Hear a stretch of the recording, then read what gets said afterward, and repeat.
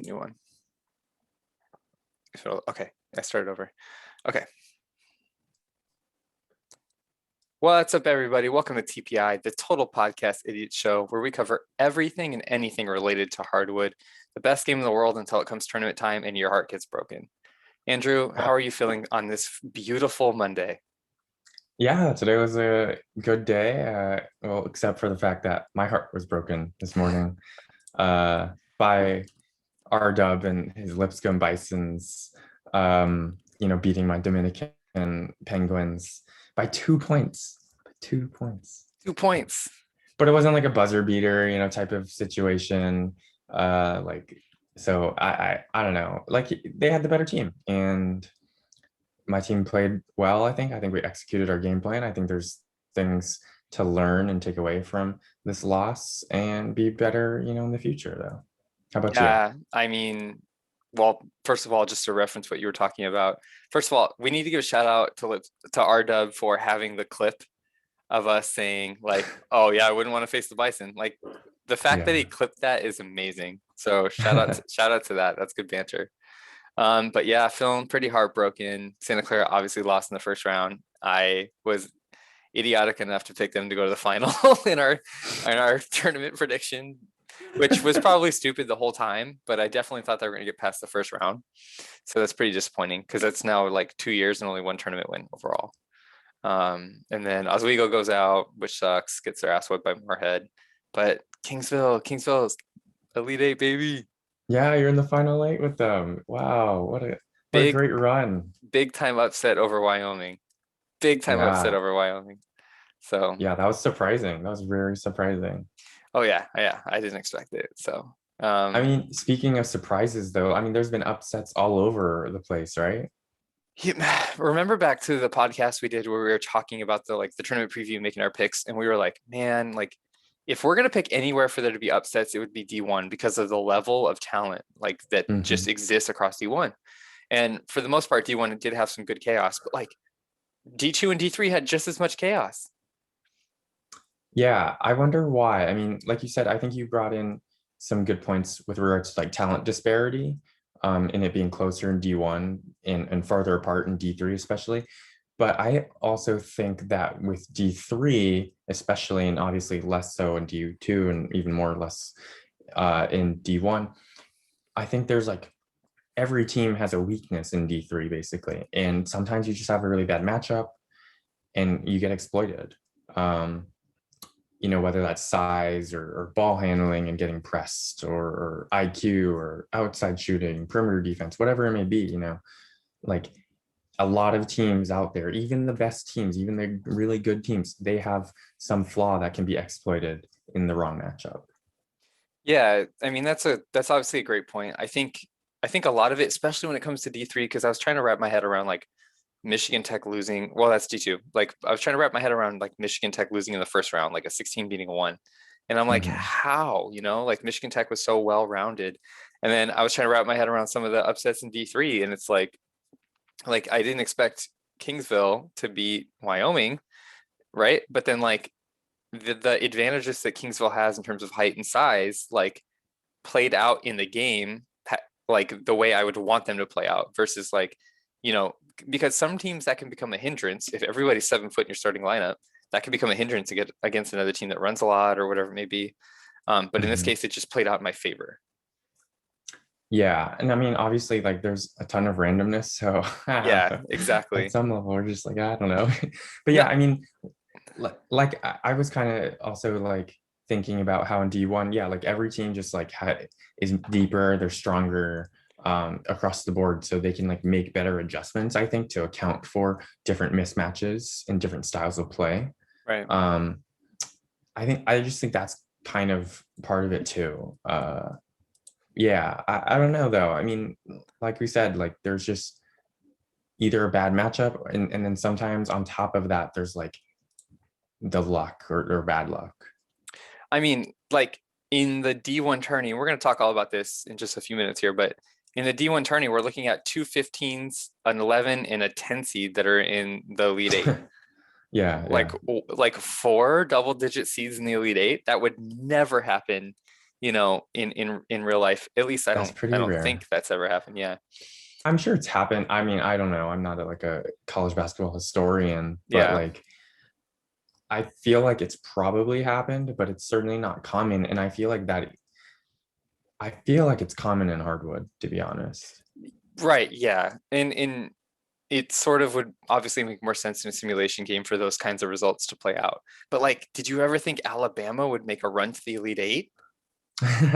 No, not really. I mean, a really good team. I faced them in D2 last year with Dominican. And their president is a listener of ours, and props to him for making the Elite Eight. But I didn't think that their team would make the Elite Eight. I like, so I'm gonna pat myself on the back for calling St. Mary's making this run, right? And even Mhm, Salisbury. mhm. Like Yeah, somehow yeah, I call Slappy Pappy and Salisbury making that run. But yeah, I never yeah. would have seen Alabama and Utah State making the Elite Eight. Utah State's a 15 seed too. And I Right. believe they only got in because they won their conference tournament. Oh wow, jeez. So, it's pretty wild, honestly. Yeah, that is wild. Wow. I mean, all right. Well, Okay, hold on, real let's get quick, in. just for reference. Utah Yeah, State finished yeah. sixth in their conference. Well, that's good. I Sixth? mean, they could make the tournament out of six. Yeah. Yeah, but so like the team that finished fourth in their conference didn't make the tournament. Mhm. The team that finished fifth did. The team that finished sixth, obviously, I think they won their conference tournament. But like that's What's league? What's the league level? 2.1.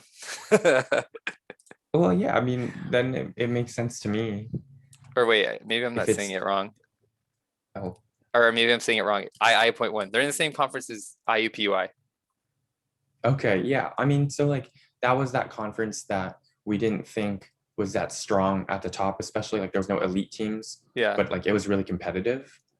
With those top 4 or 5, and I guess Utah State kind of jumping in there by winning the conference tournament. They But actually like lost in the in conference their tournament, conference final oh, see, to San Jose State. So that must be how San Jose State got in. Sorry. oh, that's definitely how San Jose State made it in. Yeah, because Yeah. they were a 16 seed, and Uh-huh. um, I know, yeah, they haven't had a great year, but yeah, I mean that's one of those conferences, I guess. I mean, being league level two, they have a lot of good teams, Yeah. right? Um, I don't know, they just didn't look that strong, but I guess a lot of them made it in somehow. I don't know. I don't know. I mean, D1, I feel like almost by default your conference will get like 4 teams pretty much. But you would also think that with D1, it would be more difficult to be like a borderline team and make it Mhm. because there's so many damn good teams that the margin for error for making the tournament would be smaller. But then again, the tournament, like the conference pool size is smaller than D2 and D3, right? Yeah, yeah. I mean, I think being on the bubble, like you're what, like the 50th best team basically, Yeah.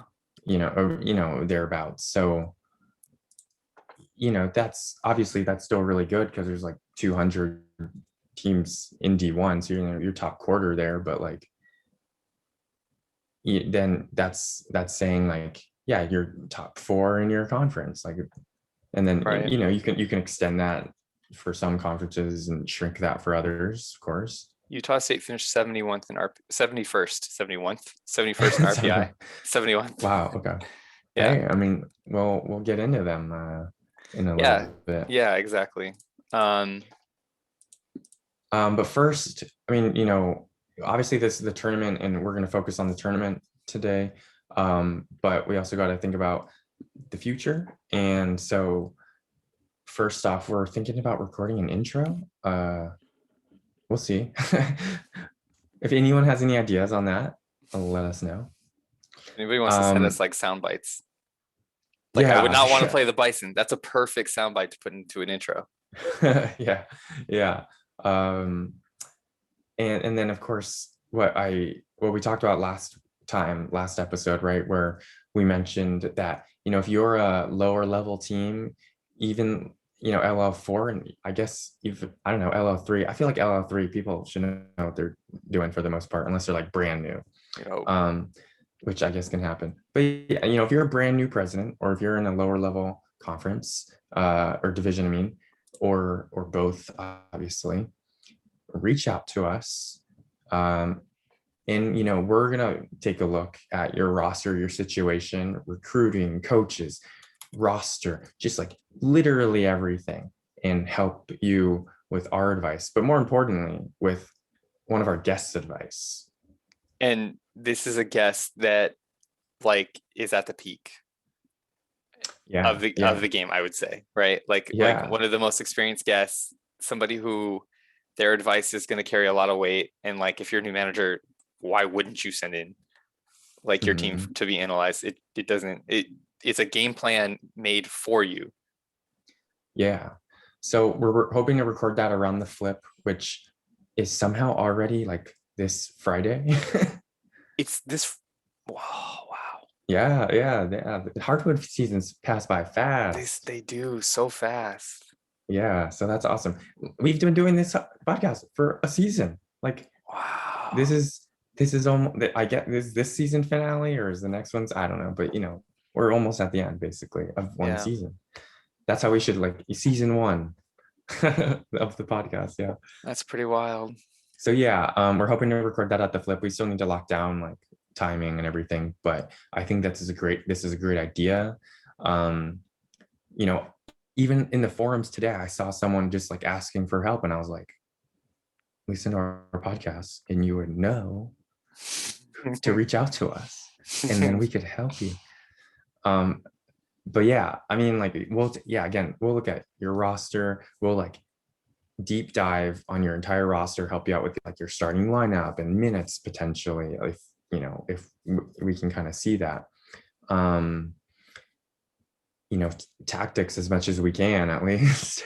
Yeah, I mean, like, try to break down the type of game that you play, based off looking at your schedule, and sort of like, oh, they're playing 50% zone or 25% transition, the kind of things that we can glean from the information available to us.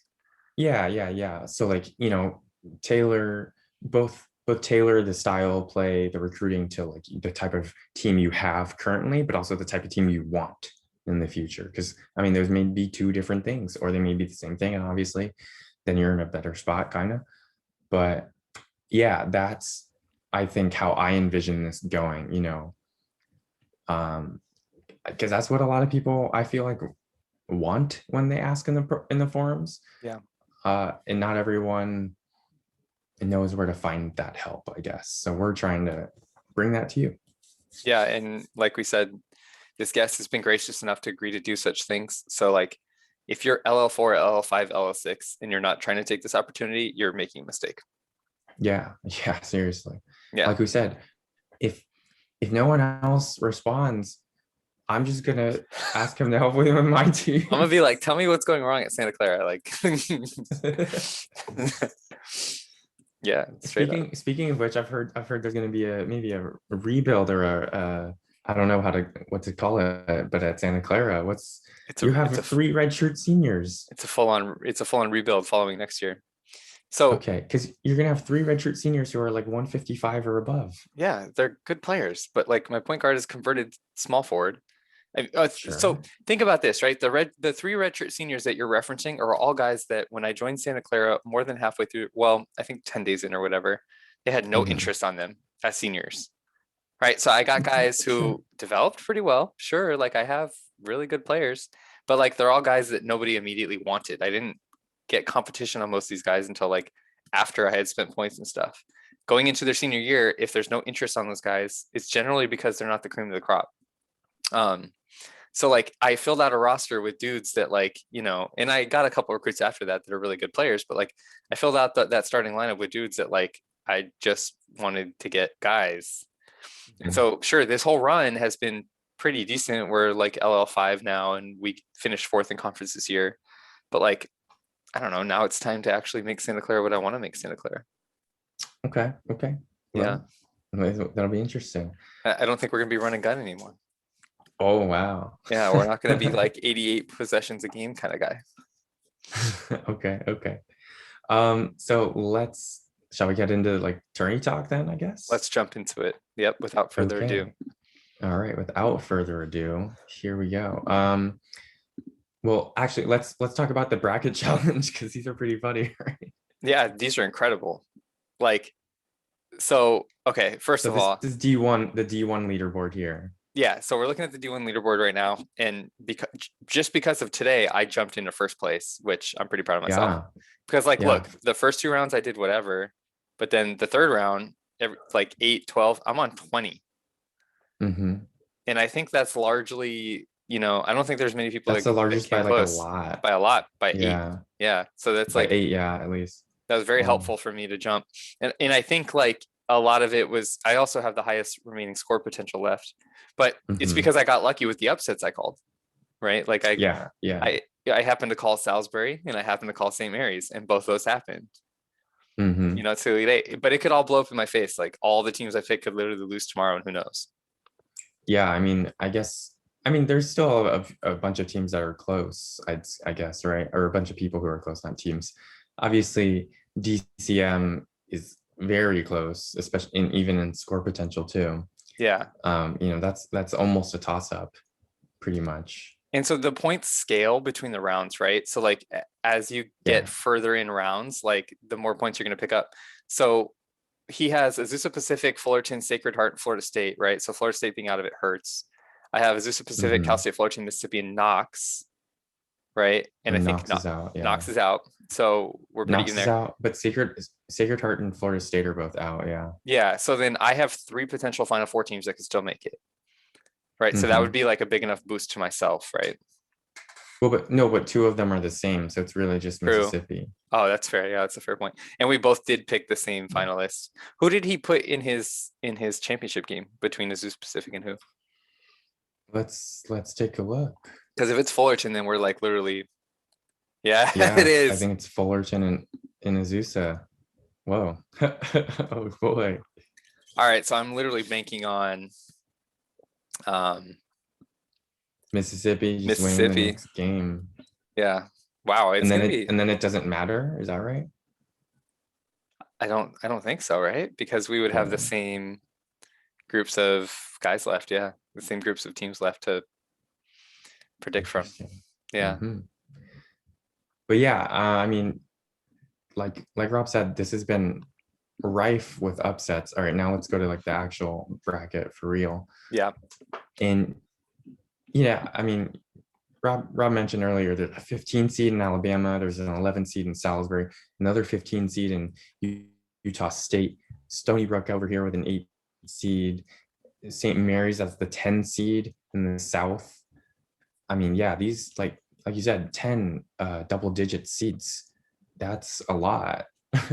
But 2 number ones, that's more normal, I guess. Yeah, but And like no a twos, 5 no is fairly threes, no normal. fours. Right, yeah, right. And Yeah, so then that's and pretty then big. 8, 10, 11, 15, 15. How often is 15, 15 Hmm. in the Elite Eight? Like it's fairly uncommon. Yeah, yeah. Wouldn't it be All absolutely right, wild so if those two teams met for the final? oh my gosh, that Wouldn't would that be be wild? wild. That would be wild. All right, so I mean, what we envisioned is we're gonna try to like go not super deep, but like look at these matchups, right? A little bit. Yeah, I mean, So because we made our I'm gonna open predictions up early both on, rosters. but Yeah, like they don't make any more sense now after the fact that a ton of teams are gone. yeah. All right, so I mean, Mississippi here, we've looked at them earlier this year, and they've been, I believe they're number 1 ranked right now overall Yep. in the top 25. They are. We've talked about them. They're huge. They're very big, right? Ed Cunningham, not Frankie Cunningham. I mean, Frankie Cunningham is good too, but Ed Cunningham is like the man here, right? A 6'11" and a half. I believe if my math is correct. I Did have you it on why these why do weird you have it inches on that? because I want to sort better the height Ah, when I okay. like search for prospects and stuff. That's fair. I forgot I was logged in. So yeah, a 6'11" and a half, 250-pound dude, Ed Cunningham. This dude's a monster. And I mean, let's go to their like stats because that'll help. Right. We talked about Dana Lemon being freaking scary at 6'9", small forward, super fast, strong, great at defense, great at shooting. Right. Jeff White, he looks like not only like the best freshman in the country, like he might be the best underclassman in the country. Jesus, he's a true freshman. Yeah, Oh 164. my Jesus. God. And he's had like almost 30 in like development this year. Yeah, right. Oh, 26. Yeah. that's just disgusting. That's unfair. Steve, ban Yeah, that man. seriously. Yeah, seriously. I mean, there's here's Britt, right? I mean, we haven't really talked about him, but he's their top scorer somehow. That's really weird. I'm trying to see how. I mean, Maybe he he's just has the ball good, in his hands all obviously. the time. Yeah, he's the point guard, so that would make sense. Right. And then White at shooting guard, Lemon, Cunningham, and Laterza. Yeah. So I mean, this is a good team, right? And they're pretty deep. They play, 9 guys. And yeah, sure, the bench doesn't get like a ton of minutes, but they get enough, right? Yeah, enough to make Yeah. contributions for sure. So yeah, I mean, most of us know about Mississippi, but I mean, you also got to give them their due because they're the top ranked team. They're still in it. They're a big threat for sure for the national title. I mean, And they have been for the whole season. I mean, no, not exactly. just like duh, because there's like 8 teams left. Yeah, no, exactly. Like, I mean, it's somebody who we talked about way early on, and we were like, yeah, Mississippi is one of those teams that we could be seeing as the champion at the end of the season. Yeah. But let's go to the South, their rival in the South here. Let me go back real quick to look at to get their stats first. So this is Alabama, and they were only third in their conference, which I mean, hey, they're gonna promote. That's really good. Yeah. um, let's see. I'm trying to see who is CSU Pueblo on the conference tournament. Okay. Yeah. All right. Now I'm going to the roster now. So I remember this team. Jeff Bergen was their like top guy, and obviously he is by SI. I mean, he's a 4-star, redshirt senior, and I kind of remember him and Wilson were there when I played this team, and I remember they're both 6'5", right? Yeah, Wilson's And undersized. yeah, I remember looking at this team and being like confused almost that like I thought Bergen was the power forward, but then you look at it like Wilson, he's a little bit better interior defense. He is quite a bit stronger, like a lot stronger. Yeah. And that's going to help down low, even though he is like smaller. You just saw he's 15 pounds less than Bergen. He's got a bit better of a wingspan though, and a bit better vertical. But he's like a worse rebounder. So it's kind of like neither is an ideal fit for what they want to do, I imagine. I think the idea was probably the fact that Bergen has such good speed and stamina that that's somebody you want to Mhm. make sure that you preserve for the perimeter, right? Even Sure, if you yeah. have slight Yeah. slight advantages in terms of those front court stats. Like 14 speed and 16 stamina is pretty good. Yeah. And well, the other thing is like where they can score, at least based on these ratings, right? I mean, Right. 15 interior scoring, and then 17, 14 combo here for outside shooting in the Yeah, range for Wilson. that's pretty good. And it's not like I mean, Wilson takes 2.5 threes a game. That's actually quite a bit for a power forward. Yeah. Um, but I mean, Bergen, he takes 2.3, and he's not a great shooter. And you can see his distance is like really close inside. And I think they try to pull out Wilson, but like, I don't know. It's really interesting that his like distance is still 8, under 10, which means he's like pretty far inside. Right. So he's either shooting a Um, three or he's like getting layups and dunks. yeah, exactly. But you can see on these stats, it's not really quite about Wilson or Bergen. It's about Eddie Paul here, the center. And this guy looks freaking really good. Yeah. Luckily, I only had to play him when he was like just coming into college. But like, man, check this guy's ratings out. Oh my God. It's 17 in interior defense. I mean, his 12 in rebounding is not amazing, but it's solid. But 35-inch vertical. He's only 205 pounds, so he's not like huge. He's not like massive, but Yeah. he's pretty tall at 6'9.5". I've learned to do these conversions a lot quicker. 7-foot wingspan, 16 interior scoring here. I mean, this guy is really good. Yeah, he is. Now the question is, can he handle, Ed Cunningham type of good though? I don't know. Right. So a couple things to think about in terms of stats, right? So Paul, even though with his 17 interior defense, he's still giving up about 52% opponent field goal percentage from the field, Hmm. which is really high. I mean, especially because those are skewed towards like, I mean, his opponents have taken 15 threes and then 298 2-pointers. So like, it's Yeah, not like he's just getting torched on the outside. Like he's giving up buckets on the inside, and yeah, maybe yeah. that's due to strength or or maybe his low weight. But it's interesting because he's giving up 52% from the field for opponent field goal percentage, and then Wilson, who we just chronicled as undersized, right, is giving up 41.9% from Oh, the wow. field as Yeah, a power forward. yeah, yeah. So that's a stark difference that I really did not expect, right? Yeah, right. That's interesting. I mean, Wilson has 16 in interior defense, but he's a lot stronger. Like you said, I think it is a lot of that strength.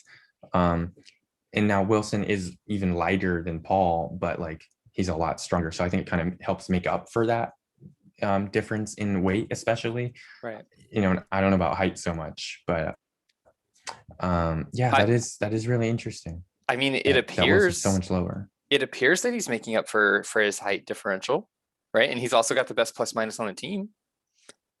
I mean, Yeah, yeah. it's interesting. I mean, also Paul has fouled out 9 times over the course of the season. Hmm. That's Hmm. not great. Yeah, wow, he's getting abused down there somewhere, Yeah. huh? So I feel like, we look at player profiles and we're like, man, this guy is like really strong defensively or something like that. But then we look at the stats and it's like, wait, what? Like, what? Sometimes it just doesn't Yeah, correlate to what you would immediately think it should be. yeah, yeah. So I mean, I think we talked about Mississippi style of play a little bit. Like they press, it looks like they press a lot, right? 11 steals a game. Um, and it looks like they play really good defense, 41% from the field. I don't know. 14, they play super fast, 14 fast break points a game, plus 34 points in the paint, which actually isn't that high. Yeah. Um, but they take almost 33s a game. They average 73 field goal attempts. So it looks like they just play really fast. They press. So And they're kind of balanced like from where they score from though, I guess. so last game against Loyola Chicago, and obviously Hmm. it's a 1 game sample size, but they played 9% man to man, 44% zone, 31% pressure, and then about 8.3% transition. Oh, okay. Yeah. Wow. So like very little man to man. Very 9%. So they're Yeah. Right. literally looking to press you, force turnovers, get points off the turnovers. If they don't, then they're gonna play zone and like dare you to beat them. Hmm. Versus like we look at Alabama here, like they don't take many threes at all, right? This is almost 25% of the field goal attempts versus like usually I'm thinking like 33% is like kind of the norm. So like Yeah. they're trying to pound it inside, which they do definitely 30, almost 37 points in the paint. They don't really run the ball that much, but they do. I don't know. They probably press a little bit. Nine steals a game is quite a bit, I feel like. They pressured 20% last game against Texas Arlington. Yeah. So Yeah. I mean, I don't know how much like these teams really change their game plans. Like you said, it's only 1 game sample size that we're looking at, but like usually, like if I'm in a high stakes matchup, like the national tournament, I'm not changing my style of play like super drastically. Because all the teams are good. I want to just put out my best game plan. I'm not trying to like abuse the other team like I would if I was playing a really bad team and just press the crap out of them. Right. Yeah. You would think that your slight adjustments are just like, oh, I want to give my power forward the green light this game or something like that. You would never think that once you make the tournament like that, between game to game, you're going from like 20% pressure to 40 or from like 50% zone to like 20. Like you think Yeah. it'd be slight differences. You wouldn't think they'd be that drastic. Right. Yeah. Yeah. So, yeah, I mean, even though we're only referencing 1 game, it's probably going to be similar is what we're trying to say, I guess. Yeah. Yeah. So, I mean, Alabama, like, I think the front court is obviously the main, like, what you focus on, but, obviously they have their back court is pretty good. Mackenzie here, I actually don't know which of these guys starts. Floyd Ferris Ferris or does. Meyer. Oh, okay. Yeah. I mean, he's like six. Who He's used a to start 6'6" for him point guard. before? Yeah. Oh wow. Yeah, you're right. You're right. With 20 IQ. Wow, that he might be the smartest player I've ever seen in He belongs our at club. Harvard, not Alabama. I'm just kidding. Ferris has 46 starts, so he's always started. Gotcha. Yeah. Yeah. I can't remember who used to start for him when I played them. He probably graduated, but yeah. Yeah, so that's Alabama versus Mississippi. Battle in the South, but it's actually in the East. Do you want to go ahead and make a prediction? Sure, yeah. I mean, I'm gonna stick with Mississippi here. I picked them to go, I think, this far at least. So I'm gonna stick with that. I'm gonna look up my bracket, Keep which scrolling. is all the way down here. Keep scrolling. 20 spots But down. yeah, I picked Mississippi to make the Final Four. I'm gonna stick with that. Yeah. How about you? What's your prediction? Yeah, I think the same. I think Alabama's had a great run, and he's been super excited in the Discord and all. But not Discord. But yeah, not Discord. YouTube, sorry. Yeah. Sorry, I misspoke. Yeah, for sure. I think this is where the run ends. Mississippi's too good. I mean, but be warned, like I picked, my team, I picked my brackets. You all saw me pick my brackets. All three of those national championship picks I had, they lost in the first round. So maybe I'm just jinxing, maybe that I pick. Maybe none of these teams want us to do this podcast right now. They're like, don't talk about my team right now. At least don't pick them, I guess. Right. Yeah. Mm-hmm. But yeah, so congratulations to Pluckman in Alabama, I guess. if that's the case, but we'll see. I don't know. I mean, maybe the game is stronger than my jinxing ability. If Alabama wins tomorrow, he better send us like a bottle of wine or something. Hey, that'd be nice. That'd be nice. All right. So let's move on to the other matchup. Or not the other matchup. The next matchup: Utah State versus Stony Brook here. The Seawolves. You can tell this might be a long podcast, guys. So. Yeah, I realized that we're like 32 minutes in and we've talked about one matchup. I don't know, but they like that. It's their teams. I'm having fun. Let's All do right. it. Stony Brook here. I mean, we talked about Stony Brook a bunch, right? This is Kiefer and Robertson, Brandt, the 6'8" center, Reardon, the 6'6" power forward. Oops, I already did that. And I think Keating was Keating's the small forward here. And then you look at their bench, they run, 5 deep on the bench. Wait, 6 deep? I can't do math. 5 deep. Sorry, guys. It's been a long day. Yeah. So, Stony Brook, they're super skilled. This backcourt is, I mean, you look at these SIs, 190 and 183, like, wow. And the 183 is a junior. And the 183 is a junior, yeah. So, and he's mostly elite in like the point guard like skills versus like the scoring ones, but it's not like he can't score either, Yeah. He's averaging almost 10 assists a game. Wow. I don't think I've ever seen a point guard average double-digit assists in a game. Yeah, I don't think so. I don't think I've seen it either. I don't know. I mean, I'm sure we could. It's easy to find. It's happened. I'm sure. I've never come across it. I don't think. Yeah. But he's pretty close. Yeah, I mean, so Stony Brook, I guess we'll try to do this a bit earlier here. I think they're another team that looks like they press right here. Over 10 steals a game.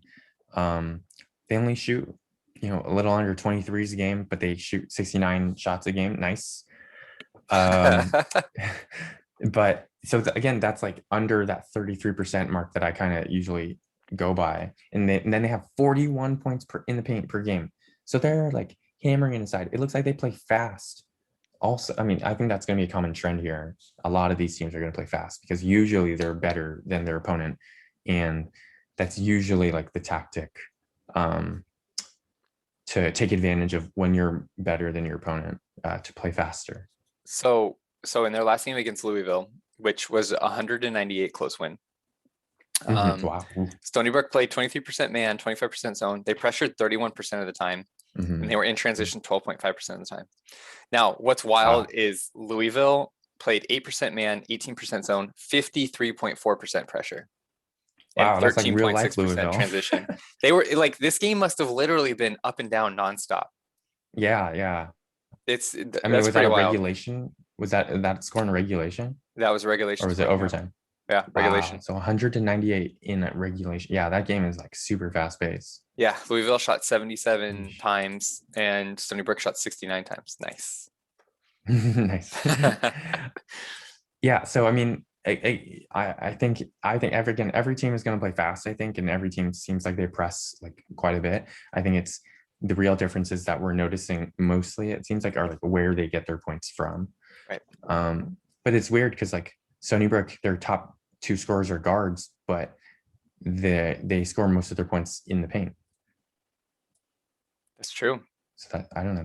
That's kind of weird. So like, how do you defend that? I don't know. Yeah. Yeah, I mean, I don't know. It's a tough matchup. Stony Brook is very, very good. I So think they're like 15th ranked. Yeah, what?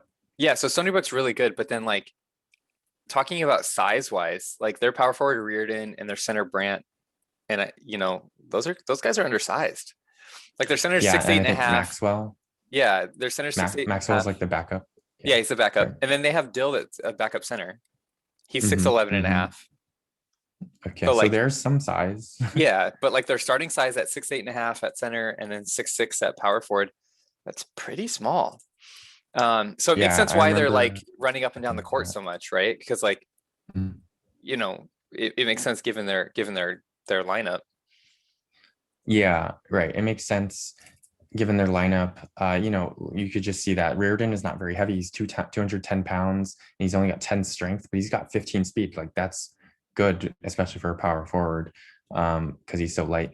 Brant, though, he's only 5 speed, but he's 240 pounds. So he's got 13 stamina, so he can like hang in there. But like it's a weird fit for this offense, definitely.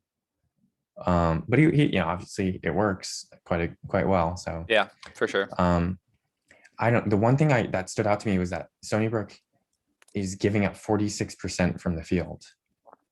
Really? Yeah. So like not great defense. Yeah. And I mean, Brandt's at 57% and Reardon's at 54.5%. Yeah. And it Those looks are like, really it looks bad. like most of that damage is like inside, right? Yeah. Yeah. Cause I mean, you see Kiefer and Robertson up here, like they're under 40, which is very good. I mean, Keating isn't great up here and he just looks like he kind of gets torched all over. Yeah. Wow. Huh. So, I mean, maybe you can just like outgun Stony Brook, I guess. Oh, So wait, this guy starts. yeah. Yeah. Keating He's starts. four in perimeter. Oh my Yeah. God. I Okay. mean, yeah. I don't know either. I was surprised to see that as well. I don't know, maybe he just really likes Keating, Mhm.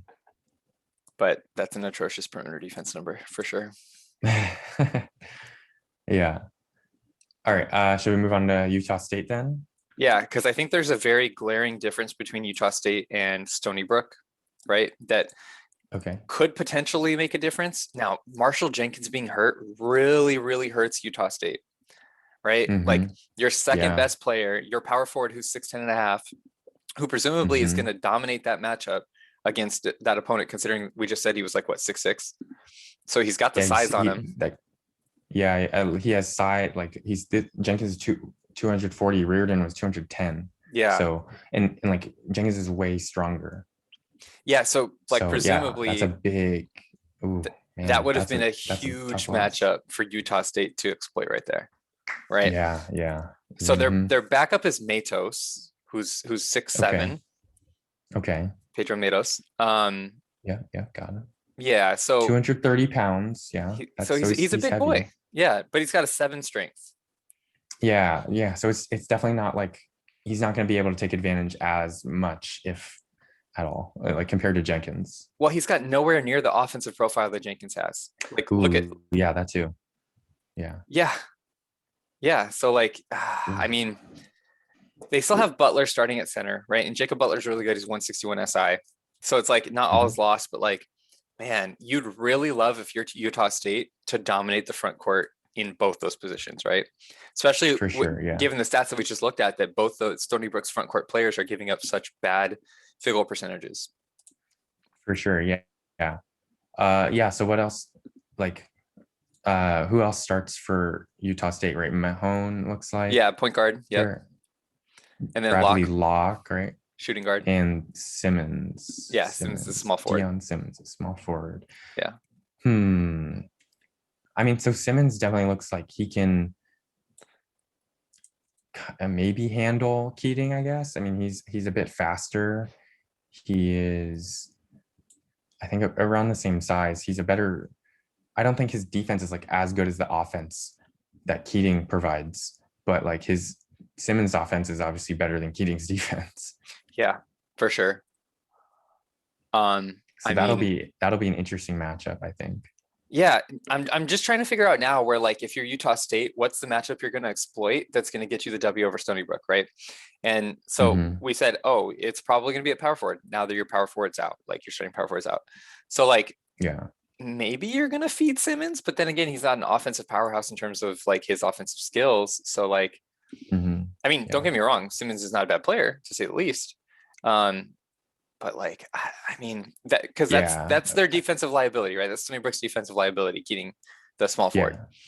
So like, man, it's such a tough call. Yeah, it's interesting. I mean, I would probably try to feed Butler, you know? Yeah, for sure. I mean, that makes the most sense, right? Because you said Stony Brook plays like 25% zone, right? And only 25% man.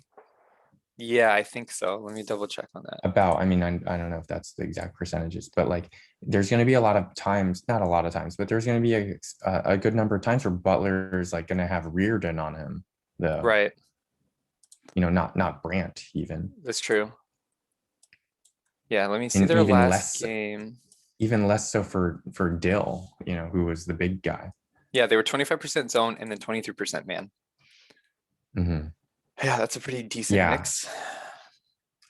You know, and so yeah, I would probably try to feed Butler. But like, I don't know. That's kind of it. I'm more worried about how do you stop Robertson and Kiefer. And I mean, Mahone and Locke are fast and they're good perimeter defenders. But then it's like, I don't know, their strength isn't that great. And I mean, it's not that as important for guards, but like, I don't know, it'd be nice to have when Kiefer and Robertson are like trying to drive by you. Right. Let's pull up the Stony Brook roster again and see. Right. I mean, Kiefer, this guy just looks like, I don't know, he can shoot from anywhere. I don't know. I mean, when you're a 190 SI, you can do whatever the hell you want. Yeah.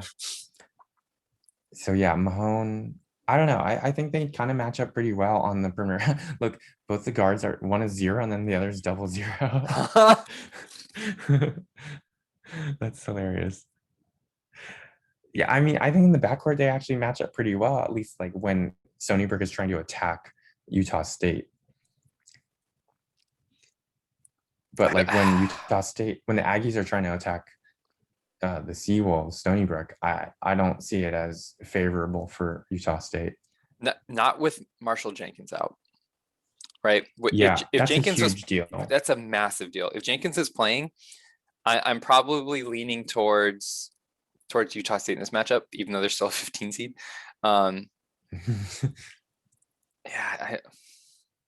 Yeah, so let's do our predictions. Dude, this might be the toughest prediction we have today. Yeah, definitely. I'm gonna go with Stony Brook, I think, still. So congratulations, Utah State, if I jinx Stony Brook, of course. I think or was that just the jinx of Utah State? You're gonna go with who? I think I'm gonna go Stony Brook as well. Okay. Yeah, Stony Brook's too talented. I think at the end of the game, when I'm in between two teams and I don't think there's a clear matchup, I just try to go with whoever has the best SI talent, right? Like overall. And that's not to say Utah State's not talented, but like Stony Brook is insanely talented. Right. All right. Well, so we'll see what happens there. Let's try to move on This is our big time Discord matchup here. Yes. St. Mary's versus Azusa Pacific. And, St. Mary's and NAF, very vocal in the Discord, love to see it. Besoy also super vocal in the Discord. Former podcast guest, of course. Of Love to see course. both of those. So I think, the big thing here, well, not the big thing, but a big thing is Geronimo Gamboa is still injured. Mhm. He's been injured through the whole tournament. So, it's not like St. Mary's is like just newly trying to figure out how to deal with losing Gamboa. They've won so far without him, but he is a big piece. And obviously you can see he's the fourth best rated player on the team. Like, that's a big deal. Yeah, that is a really big deal. So it looks like they're starting Gavin in his place. Okay. Oh, really? Then who's Lloyd at Gavin. point guard?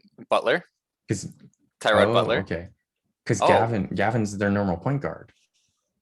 yeah. Actually, yeah. So Gavin played at shooting guard, and then Butler started at point guard. Mm-hmm. Huh. That's actually an interesting adjustment there by St. Mary's.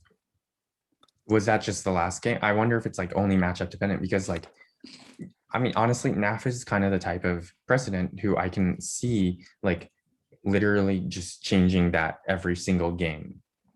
That's what he Rotating did them against or maybe. Stanford as well.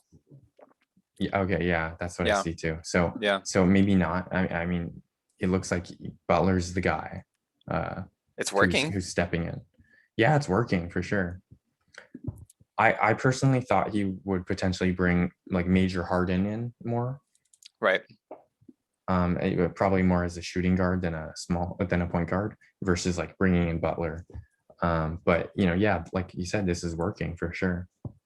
That's interesting. Because Mm-hmm. I mean, Butler obviously has the handles, 15 handle, 15 IQ, only 11 pass. Yeah. So, it's not the best.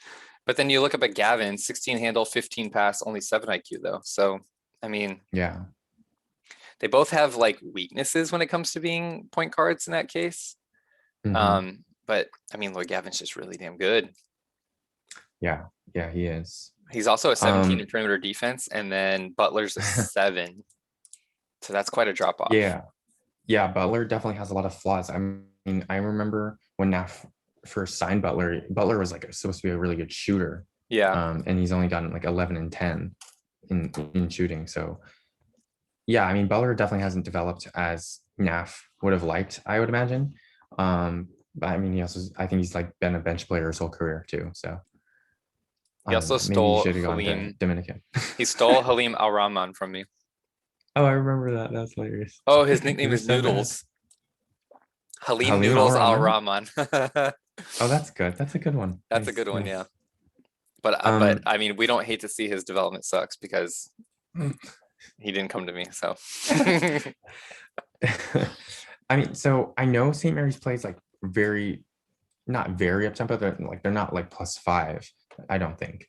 But like you see the speeds 13, 14, 6, 5 here with Lang, who's like a backup forward for him. 14, but then a 10 now instead of the 12 for Gamboa. Like it's definitely not speeds that are like outstanding. Like I wouldn't think like this is a team that should run super fast, and the staminas are pretty good though. yeah. So they can run for a long time, I guess. So his last game against UCLA, he played 62% man-to-man, which is a lot of man-to-man. That is a lot of man-to-man, yeah. 11% zone, 15% pressure, and then 7.2% transition. Wow, yeah. So that's like not much zone at all, which is interesting. I mean, I don't know. I mean, does he have the perimeter defenders? I mean, he's got 2 good ones here.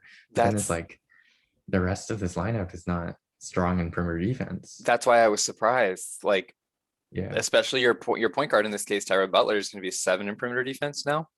Mm-hmm. Yeah. That's tough. Yeah, and he definitely he does have like the interior defenders though. Yeah. 18 and 14 here, 14 for Carrera, 10 even for the small forward Schmidt here. Yeah, so that's interesting. Yeah. That he runs so much man. So The last game actually against UCLA. So he first of all he won 106-65, so he had a 41-point win. That's massive. Wow. Butler Wow. fouled Yeah. out in 20 minutes, No. and Gavin fouled out in 28 minutes. Oh, wow. So if that happens in this next matchup, that might be trouble. Yeah. You might also think about hiding your bad defender in Butler by going more zone, right? I don't know, but like when both of your starting guards foul out in 28, 20 minutes, that's quite concerning. Yeah. There's been a lot of talk about like what zone defense really does and also like how to attack it. Yeah. I mean, obviously zone, like most people think about using zone to either stop a big man or reduce fouls or hide a defender, right? Those are like, I think the three most common things people think of. The weaknesses of zones are like getting shot over, from the 3-point line, especially getting out rebounded. I was thinking, so I just played Lipscomb, and they played a lot of zone against me, and I knew that going in, but I put my best player on plus. I was honestly thinking like, well, you can't double team in Hardwood, but like what's close to double teaming? Running a zone. Like how can you defend one guy with multiple people in Hardwood? You play zone. You play So zone, like, yeah. if you can, like if you have the team for it to attack a zone, you shouldn't like not put anyone on plus. You should like try to balance it out because that's how you like stretch out a zone. That's how you strain a zone more so by like spreading out the floor, having a really balanced attack that they can't like focus on, right? Yeah, and so the next question really becomes hey, if if St. Mary's is going to play that much man, right, and not play zone, they're not going to try and hide those defenders. Then how does that match up against APU's roster? Right. Yeah. So because it's always matchup dependent, right? Yeah. Yeah. Right. Right. So we've talked about APU a lot. Right. This is about John Holman, being that force down low. 20 range. Why is he a big center? 20 range. I mean, he's their power forward. That's interesting. Oh, he's getting 9 minutes at center. I didn't know that. That's cool. And obviously Rosado, like this is Besoy's pet player. I feel like, the big man down low. I think here's the thing. St. Mary's is very tall. Like they have a lot of size, right? You can see Schmidt is a small forward. He's 6'9". Aldridge at 6'9.5". Who am I missing? Faust only 6'7". I guess they're not super huge. Good enough size though. Yeah, 230 for Faust. Aldrich is 215. Okay. But Holman and Rosado like are not, anything spectacular in terms of height. So I think you've got the skill of, and apparently speed. Holy moly, look at all these 17s. Jeez. Yeah, that's the one thing that stuck out to me right away is how fast APU's guys are. That made me like speechless. I don't. Yeah, what's that? 1, 2, 3, 4, 5, 6 guys with 17 speed.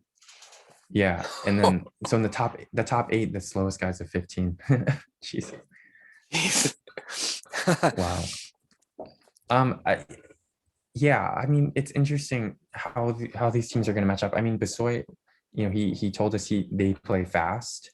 So that's going to be 2 up-tempo teams, but speed advantage in terms of speed is Azusa definitely has the big advantage, right? Sure. Yeah. Size, I still think St. Mary's has better size, at least in the front court. Maybe not in the back court, I guess. Yeah. So thinking about St. Mary's playing so much man, right, and all of Azusa Pacific's players being so fast, that might be pretty troubling. Yeah, I mean, you're essentially relying on like that direct one-on-one matchup, and if their guys are like so much more skilled and faster, and if they're stronger too, I mean, Azusa Pacific has a lot of strength. I mean, not Holman, which is pretty key for power forward, only being a 9 in strength, and also only 195 pounds. Yeah. And I think I forget which of these guys is the power forward for St. Mary's? Is it Aldrich or is it Faust? It's Faust. It's Faust, yeah. Okay. But also Carrera, I think, plays. Who's like the backup power forward? Carrera. Okay. So like, I guess that's okay. It's not so much of a disparity that you're like, oh my God, that sticks out. Yeah. But it is a big enough disparity, especially when the power forward on Azusa Pacific weighs 195 pounds. Like, yeah, I guess the big men on St. Mary's aren't like super strong either. So yeah, maybe it won't hurt Azusa so much. Again, guys, we didn't like do it super deep research before doing this. This is our super deep research. So Basoy told us that he likes to play fast, right? But in his last game against UTEP, and of course, Basoy is the type that might change it up every single game, Maybe depending he on lied. matchup. Yeah, maybe. But like in his last game against UTEP, he was in transition 9%. He pressured 12% and then played like 45% zone and 25% man. So like that's not actually that fast. Remember, it isn't because when it says transition, isn't that transition defense? So isn't that how much your opponent is in transition? I still don't know the answer to this. Maybe it is because it's defensive tactics. Yeah, but also usually the numbers like kind of similar too. So yeah, usually doesn't make too much of a difference. Oh, that's fair. Well, it would make sense because his opponent had 9 fast break points and Azusa Pacific had 21. Oh wow. Oh, actually, it would make sense. It would make sense because UTEP's transition percentage was 17%. Oh, yeah. Okay, so then it's probably a defensive transition strategy. We're noobs. I mean, I don't even know if that's the answer. So, because I've seen like other times where it's like it doesn't make sense, Yeah. Either way, Azusa Pacific last game scored 21 fast break points. That's a lot. That seems like it's a lot. Yeah. Yeah.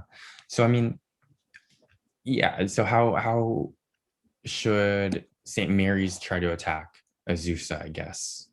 Well, I mean, obviously. Defensively, they're really good. I don't know. Yeah, defensively, they're really good, right? And even their guys that we said were undersized have really good interior defense ratings. I guess Holman is the weakness here. So it's weird because he has a 17 interior defensive rating, right? But he's a 9 strength and we said he's undersized. So like, 6'6.5", under 200 pounds. Yeah. Under 200 pounds. Small. That's the guy I'm attacking, right? Because we just saw an example, and I don't remember which player it was, but we just saw an example of a guy who had all of like the height that you'd want in the like the defensive rating, but then in terms of opponent field goal percentage was really high. I forget what guy we're talking about, but he was really low in strength, and then it might have been Brandt. Yeah, he was low in strength and then was really low in his weight, so he's probably just getting abused, right? So those things matter. Or Eddie Paul maybe for Alabama. Yeah, that's who it was. It was Eddie Paul. Yeah. So if I'm St. Mary's, I'm probably attacking that matchup really heavily. So that's with Faust, yeah. Yeah. And I mean, this is like the biggest guy on St. Mary's in terms of like weight at least, but also strength. Like he has a 35-pound advantage in weight and a 3 strength advantage. Like, yeah, that could work. I mean, he's only a 6 in interior defense, so he's not like a mega scorer. Interior scoring, you mean? Yeah. Oh yeah, interior scoring. Sorry. So like, it's not like he's like a great down low scorer. That's interesting. So I was like, maybe you move Aldrich to power forward for this game, for this matchup kind of thing, because he's 16 in terms of inside scoring, right? Yeah. But in terms of strength, he's what, 8? He's only an 8, and he's like 220 pounds, 215 pounds. 215 pounds? It's still 20 pounds more. Still 20 pounds more. And then he's got a 5-inch advantage though in height. Yeah. So I don't know. I mean, I think either one could work, to be honest. I don't know which one though. Yeah, right. This is like the tough call. This is the tough call. I mean, okay, so if he thinks that that's a good enough advantage scoring wise, right, that it cancels out his potential differences in terms of like strength and defense, because what we said, he was a 16 inside scoring, right? I don't know. I might just pound that matchup. And hope for the best. Yeah, I think the way I would try to attack Azusa Pacific with St. Mary's specifically, I mean, my team can't do shit. I think I'd attack Thad McConnell with Blake Schmidt because McConnell, I think his like one weakness, at least on defense, is his 9 interior defense. He's 77. Sorry, I need to do this. 6'5.5", 205 pounds. He's 14 strength, but Schmidt here, oh man, he's not as strong as I thought. But I know he's taller. He's much taller, right? 6'9", 240 pounds. So he's got a big weight advantage. And that 16 interior scoring, yeah, that's gonna be very effective against a guy like McConnell, I think. Can you click his stats for the season? I want to see what his average distance from the basket is. Schmidt 5.9. Okay, so he's a small forward playing essentially like a power forward. Yeah, and I kind of knew that. Like, Yeah. I remember NAF asking in the Discord a lot about like where does he position his players on offense, especially. Okay, then So yeah, Schmidt was okay. One of those like weird ones. yeah, then that sort of makes sense, right? That's a matchup that you can exploit big time in that case. Mm-hmm. Because I was like, wait Yeah. a second, that guy's a 19 perimeter defense. What are you talking about? But I mean, Schmidt is a guy that primarily plays down low as a big small forward. So yeah, you're probably right. That's probably the matchup I would attack. Yeah. And remember, so I said he plays a lot of zone. Yeah. Is that the case in the game But tactics? But so McConnell's a 9 in interior defense, but he's also a 14 strength. Yeah. So that's why I was like, that's why I hesitated once I saw it, like a 14 strength, and like Schmidt only has like 7. Yeah, man, it's literally like dealt twice as strong. Yeah. See, these are the tough calls when you're scouting games, right? Mm-hmm. Yeah. Hmm.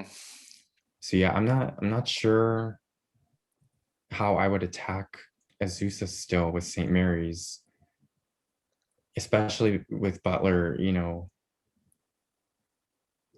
being the starting point guard now. And Yeah. yeah.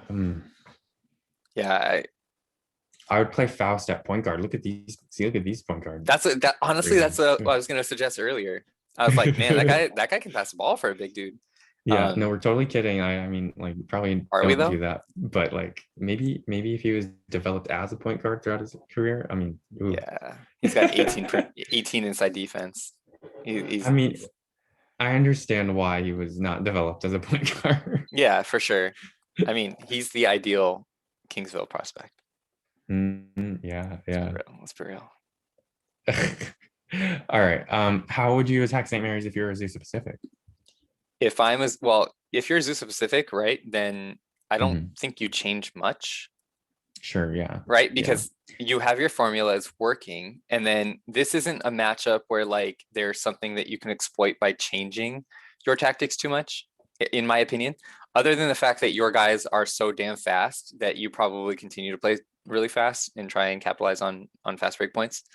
And you also maybe capitalize on the fact, maybe you pressure a little bit more because you know that his shooting guard is now his backup shooting guard is now playing point guard, and his traditional point guard Gavin is now playing shooting guard, right? What's that guy's handle?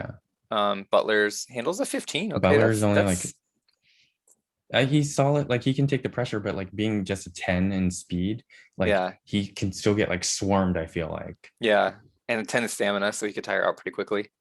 But he's got high IQ and high handles, so maybe that doesn't work out as well. I don't know. I would still press if I was Azusa Pacific in this case. I think that's how I mainly attack them. Yeah, I would try to use all my speed to an advantage. Yeah. How about, I mean, we've talked about like when you're on offense, but like, is there any defensive game plan that you would try to like employ if you were either of these teams? I mean, I guess to stop how we kind of planned how we would attack. So Azusa Pacific already plays a ton of zone, which I think makes sense given the size constraints that they have in their starting lineup. Yeah. I don't think I wouldn't deviate from that. Okay. Right? Like, would you change anything defensively? No, I kind of agree with you in this matchup in general. Like, I think, especially with the speed disparity, and we obviously talked about the skill. Jesus, how far does the roster go down? Yeah, 60. How many players do I have about the 160 total on my team? I'm happy I have like One. 2. Yeah. Two teams combined. I have 160. Anyways, I think, yeah, in terms of the skill and speed disparity, like you kind of just, and especially because one of the starters is out for St. Mary's, like you kind of just like impose your will type of thing, Yeah, I think you're which, yeah, already so go with your game plan. you're already good at something, and it's what you've been doing all season long, and it's probably still it's going to be favorable in this matchup. I don't think you have any reason to deviate from that. Yeah. But NAF, if you want like a bigger breakdown on the Azusa Pacific's roster, go to like that podcast that we went over their team and like, yeah, look at Yeah. that. All right. So I think we do kind of talk about the weaknesses, or listen to the whole Basoy interview because I'm sure he gives away something. yeah, exactly. He probably has in terms of scouting. Yeah. All right. So predictions, I guess, Yeah, make your prediction. I can go first this time if you want. Man. Yeah. You go first. So I obviously might have been the only one to call St. Mary's going to the Elite Eight.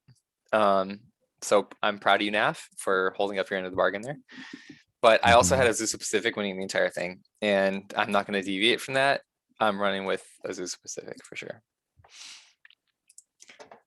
All right. So I have Azusa Pacific in the Final Four. So I mean, I think I would pick them. But man, I mean, like, who do I just like wield these jinxing powers against? NAF or Basoy? Like, oh my gosh. Basoy trolled us by saying he was Steve. I know that was, oh my God, still like a top one. It's the best moment in our. That might be another clip that ends up in the intro. Yeah, I'm totally. Steve, and then our faces. Dude, oh my God.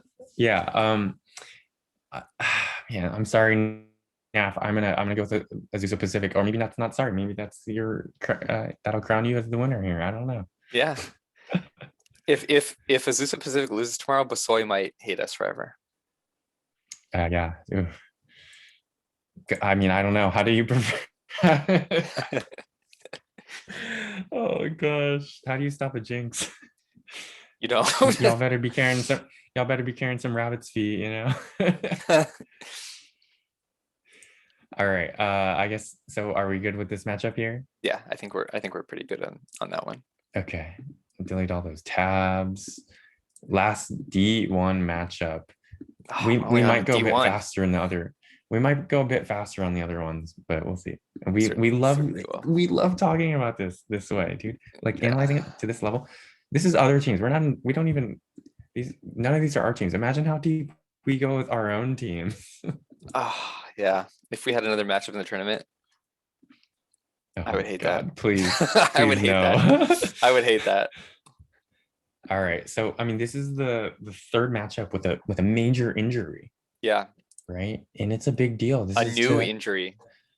The power forward, Ron Johnson, an injury that just got, I don't know the word, sustained. Yeah. It just happened today in today's simulation. Yeah. So, I mean, and the president is like not super experienced. He's kind of new, right? So he's got to learn how to deal with this on the fly in like a really high stakes matchup. Yeah. I mean, so Fullerton's a team that's already hurting for size, right? Just from the rip, they're already hurting from size. They have Maddox and Ron Johnson who are in depth. Yeah, and depth. Yeah, exactly. They have Maddox and Ron Johnson who are their big men, and those two guys are obviously really good options, right? And they're both 6'9.5". But the problem with having no depth and size is that the second Ron Johnson goes out with a hand injury, like who are you going to start in his place? Yeah. Like, honestly. Yeah. So, I mean, I don't know who should start in his place. I mean, you can see kind of like who are the power forward eligible guys, and then you kind of like cross-reference that with the actual measurements that they have. Jerry Ricci's 6'3". He's not playing power forward. That's just what went there. I mean, Arnold Hill is 6 feet tall. He's got a small power forward. Yeah. GB Wise, Lloyd Russell. Because they're all very short though. Yeah. No, I think it's kind of obvious who it is. Right? Yeah, right? I mean, I think it should be Vance Starnes, right? I think that's the only option. So I was looking and I was like, man, maybe you start Miles Douglas for like 15, 20 minutes, just to get some size. Yeah, so he's Hmm. 6'7.5", so it's not like he's that much bigger than like the other options, but still, that's passable at power forward, right?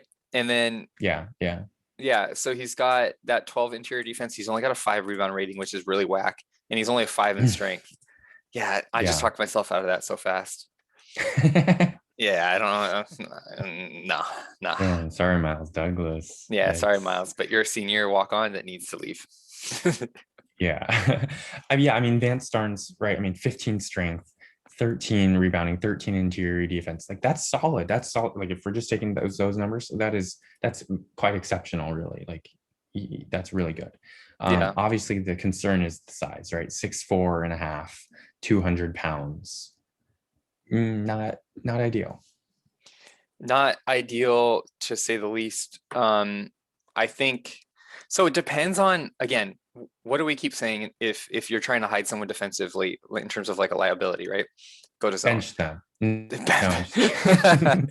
You cannot bench Vance Starnes.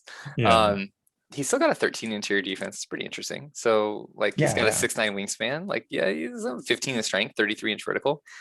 He might make it work. Yeah, I mean, I've kind of mentioned how like zones also like I feel like they're really helped, like the effects of a zone are exacerbated. Oh my gosh, wow, such a big word. When there's like such, long wingspans. I mean, so like Starnes, him having a 6'9" wingspan, that's pretty good, especially for a 6'4" guy. Yeah, for sure. So yeah, That that's good enough that you can play him at power forward and it's probably passable, I think. If you play zone, yeah, that's the thing, right? And so like looking at Fullerton's last matchup against Lewis and Clark, which was a very close overtime win, 105-104, he played 47% yeah, man. overtime. Oh. Yeah, 47% man and 33% zone. I would probably switch those Mhm. completely. Yeah, I think you consider it. I mean, we'll really hash it out when we look at Salisbury, I think, Yeah. and look at that matchup. I think the other big question though is like who comes into the starting lineup, right? So Yeah, I think it's who takes Starnes' place at small forward? yeah, I think it's one of these two guys, Wise or Wakefield, basically, right? Yeah, you don't really have much choice besides that, right? Hmm. But which one would you choose between the two?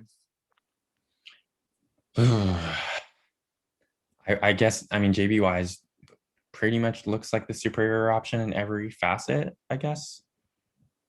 Yeah, I mean, he's faster. I mean, he's okay. He's not as strong, but he's faster. He's half an inch taller, which makes all the difference in the world. Obviously, he's got better stamina.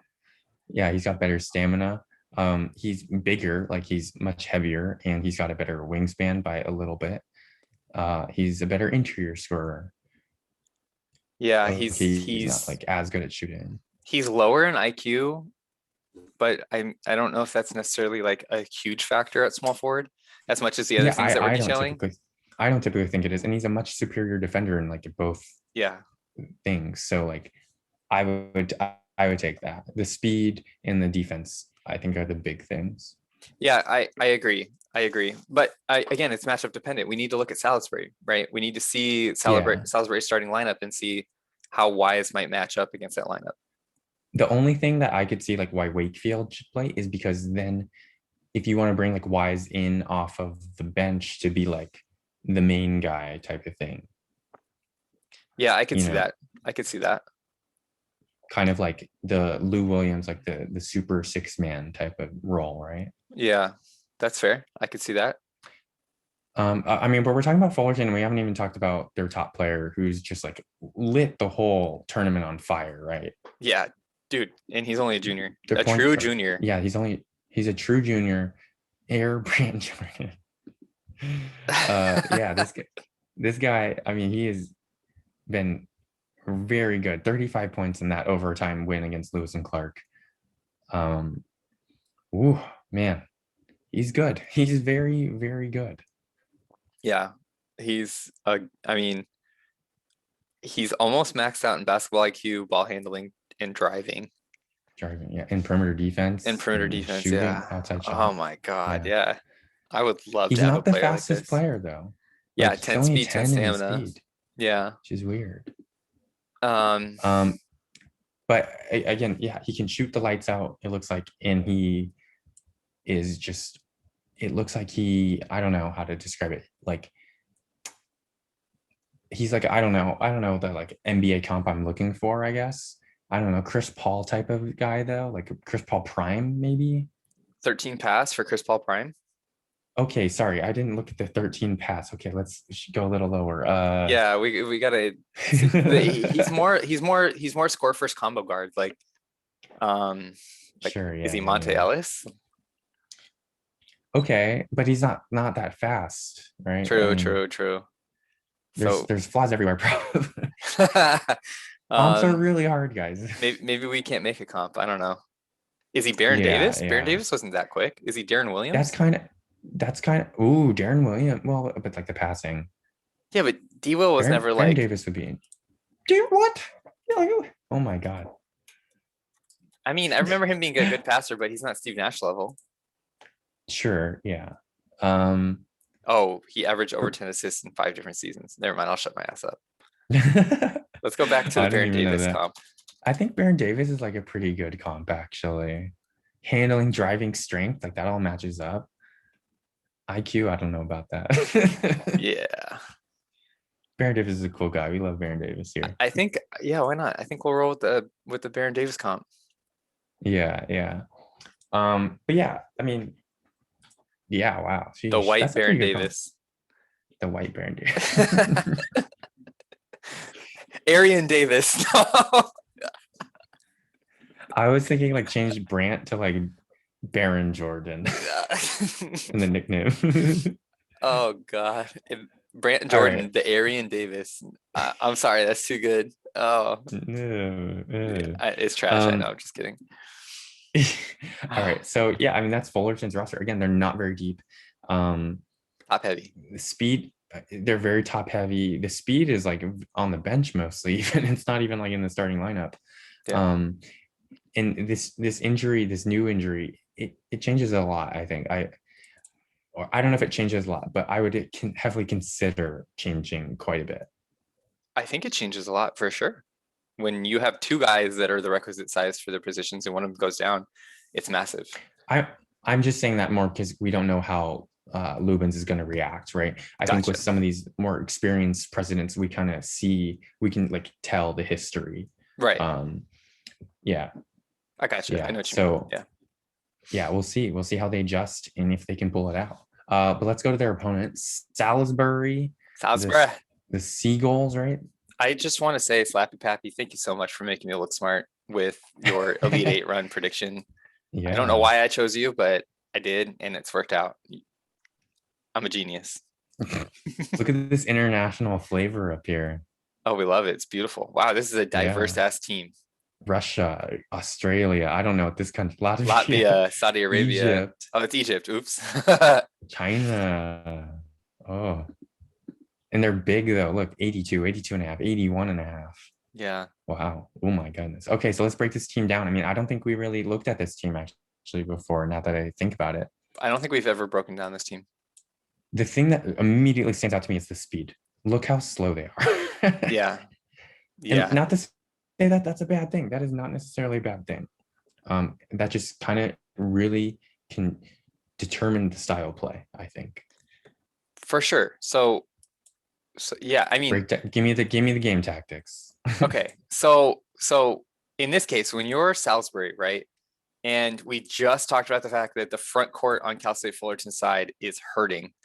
Now that you lose the starting power forward, you want to slow the game down as much as possible. You don't care about speed, right? You want to slow the game down as much as possible now. So I wouldn't be surprised if they're like on -2, -3 offensive pace.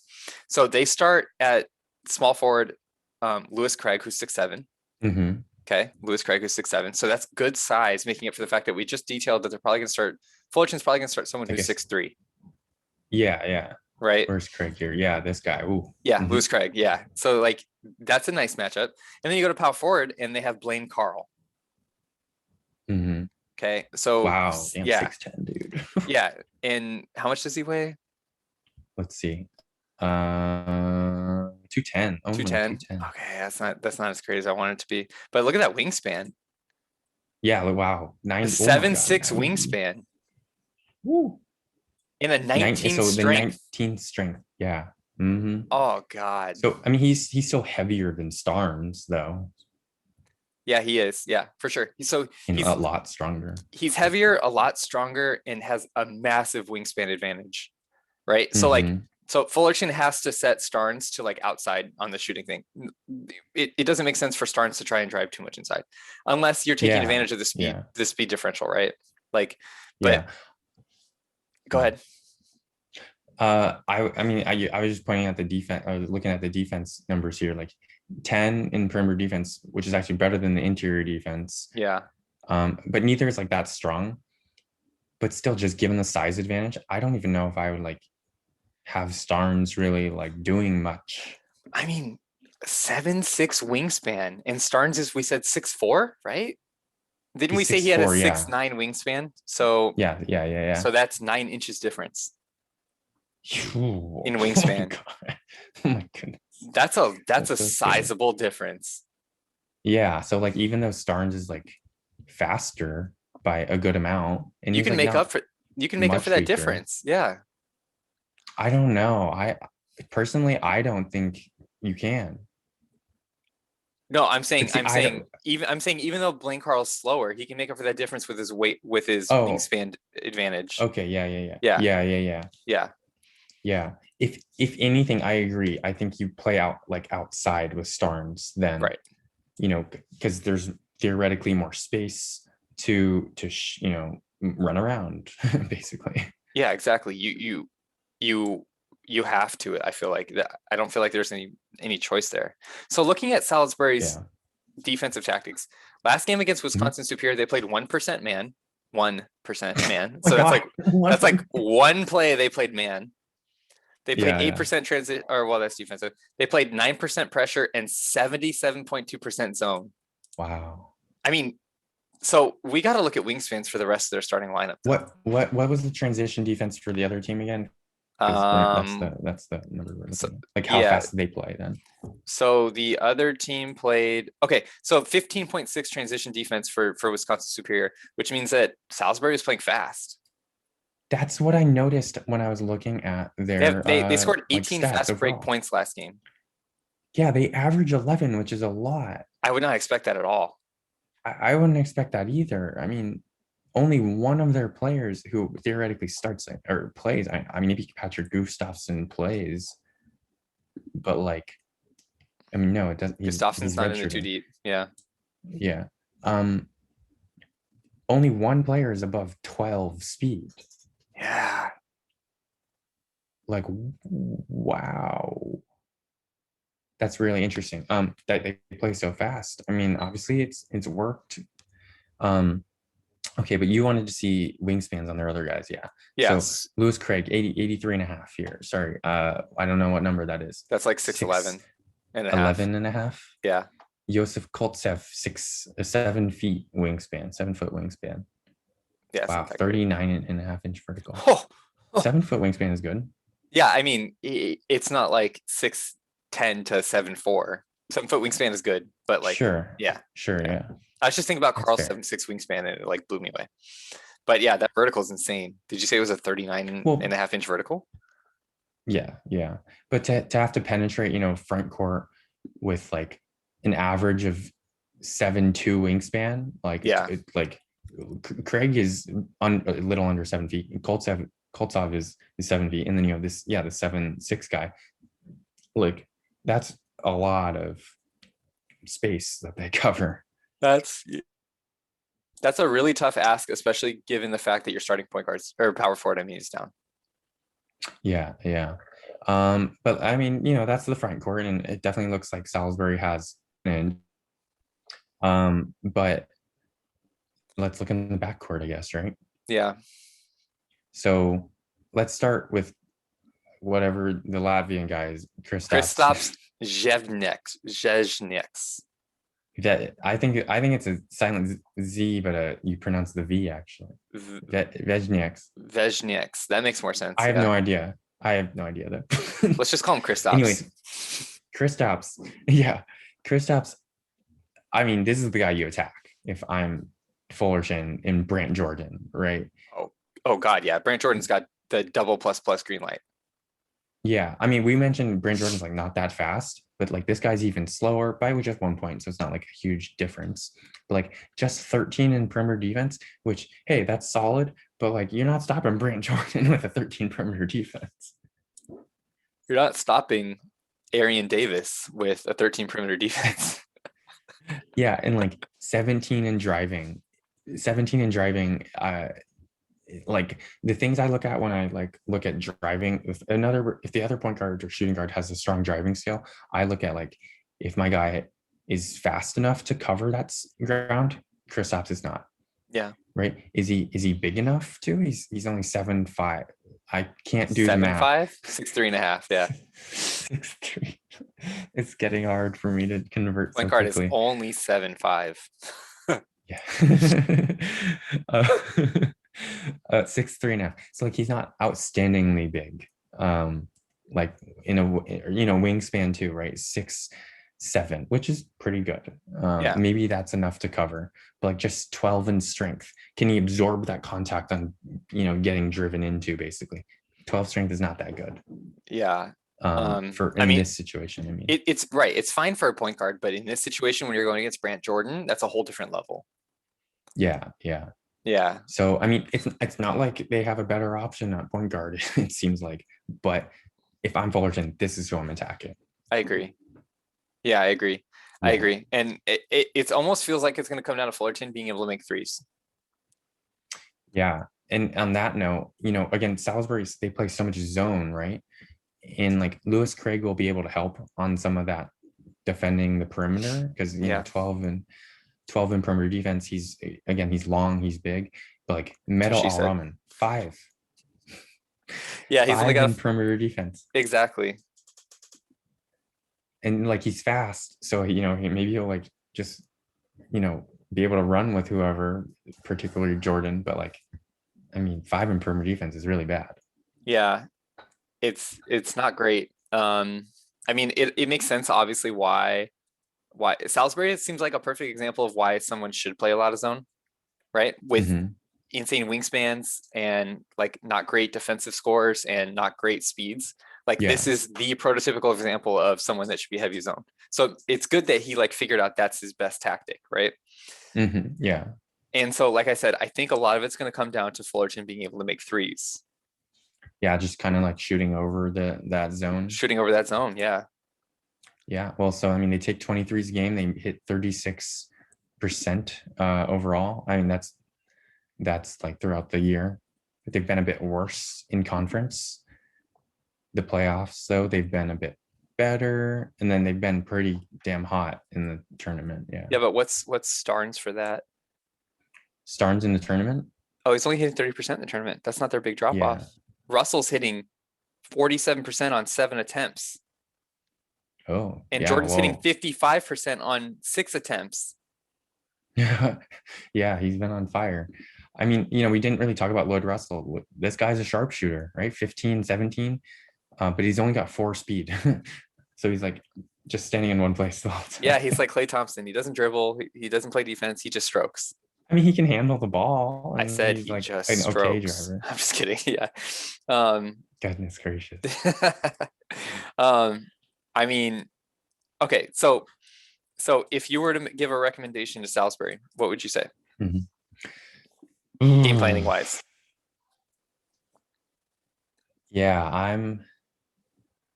I think I stick with the zone, but I would extend it to like +2. Interesting. I mean, I guess that makes sense because then your wingspan's affecting further out. But then you're like more exposed because of the lack of speed. I don't know. That's such a tough. This is not how I build my team, so I don't really think about this. Yeah. How would you? Do you have an idea? I was relying on you, sir. Yeah. I think I trust my size and especially the interior defense of Koltsev and Carl. Not really Carl. The size basically. Yeah.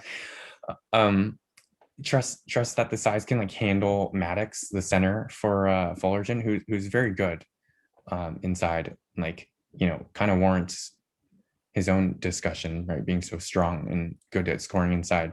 Yeah. But I just think I'm so scared of Brant Jordan and even Lloyd Russell getting really hot, Right. that like I'd extend my defense. Those are two guys that, like, even though you extend your defense and you have long wingspan, like, it might not matter. Like, especially with Brant Jordan, he's just good enough to break any defense down. Yeah. Is there any way you would attack Fullerton, like if with Salt on Fullerton's defense with Salisbury? I'm 100% slowing down the pace. Like I said, I'm going probably -2, -3 in terms of offensive pace, and I'm trying to pound Carl inside because Gotcha, yeah. you're gonna have a 7'6" wingspan Blaine Carl inside against Vance Starnes, a small forward. Yeah, and 19 strength is gonna push him around for sure. Yeah, and he's a 15 inside shot, 14 outside shot. I'm literally feeding Blaine Carl like crazy. Like, I want him to take at least 12 shots. Yeah, I think that's the right call. Yeah. We'll see. If, can Kristaps get him the ball even? Yeah, he's right. 12 in passing, but like, I don't know.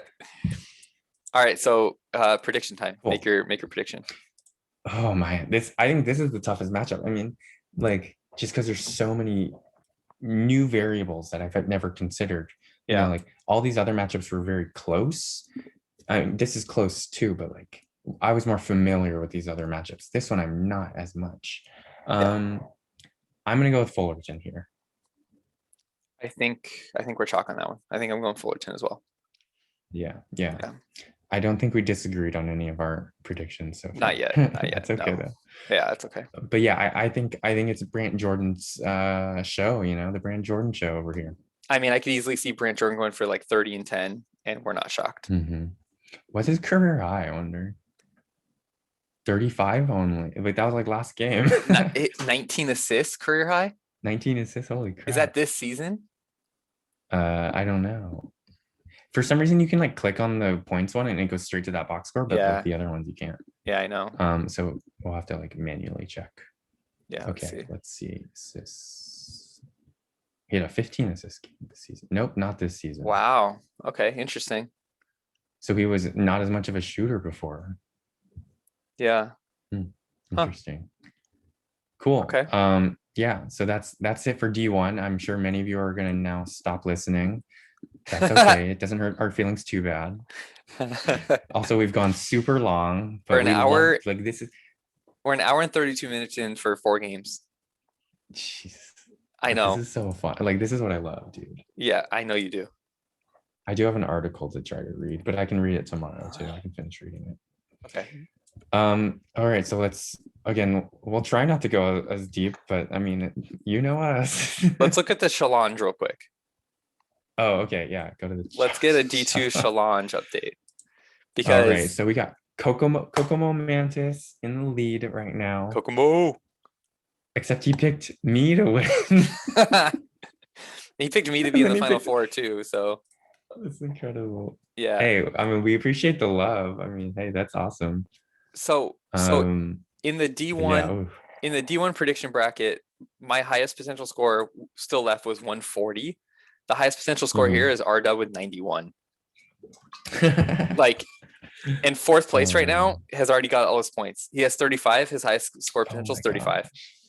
Wow. Yeah, that's way too close. Yeah. Honestly, if Lipscomb wins, they're just this next game. They're not completely RW hasn't clinched yet because I'm in 2nd place and obviously a little bit ahead of RW. But I also have Lipscomb in the Final Four. So yeah, I still have 2 Final Four teams left. I think RW has Moorhead lost 1, and it's just Lipscomb. So he's relying on his own team a lot here. Yeah. That's true. Yeah, probably cares more about the actual result than this. Yeah, he needs Lipscomb to win for him to pretty much take home the D2 challenge. Dude, how many teams picked me to make it this far? You did. Hockey. Oh my gosh. I appreciate the love, you guys, but I know. I'm sorry we lost. I appeared in more Final Oh Fours than yeah. I ever expected. Yeah. Hey man, we appreciate the love, you guys. And Michigan Tech blew up a lot of brackets Including mine. with Thank a you very round one much. loss as a 1 seed. Hey, you know what? That's on that new president, not on me. I was only taking credit if we won. All right, let's get into these. Let's get into these breakdowns.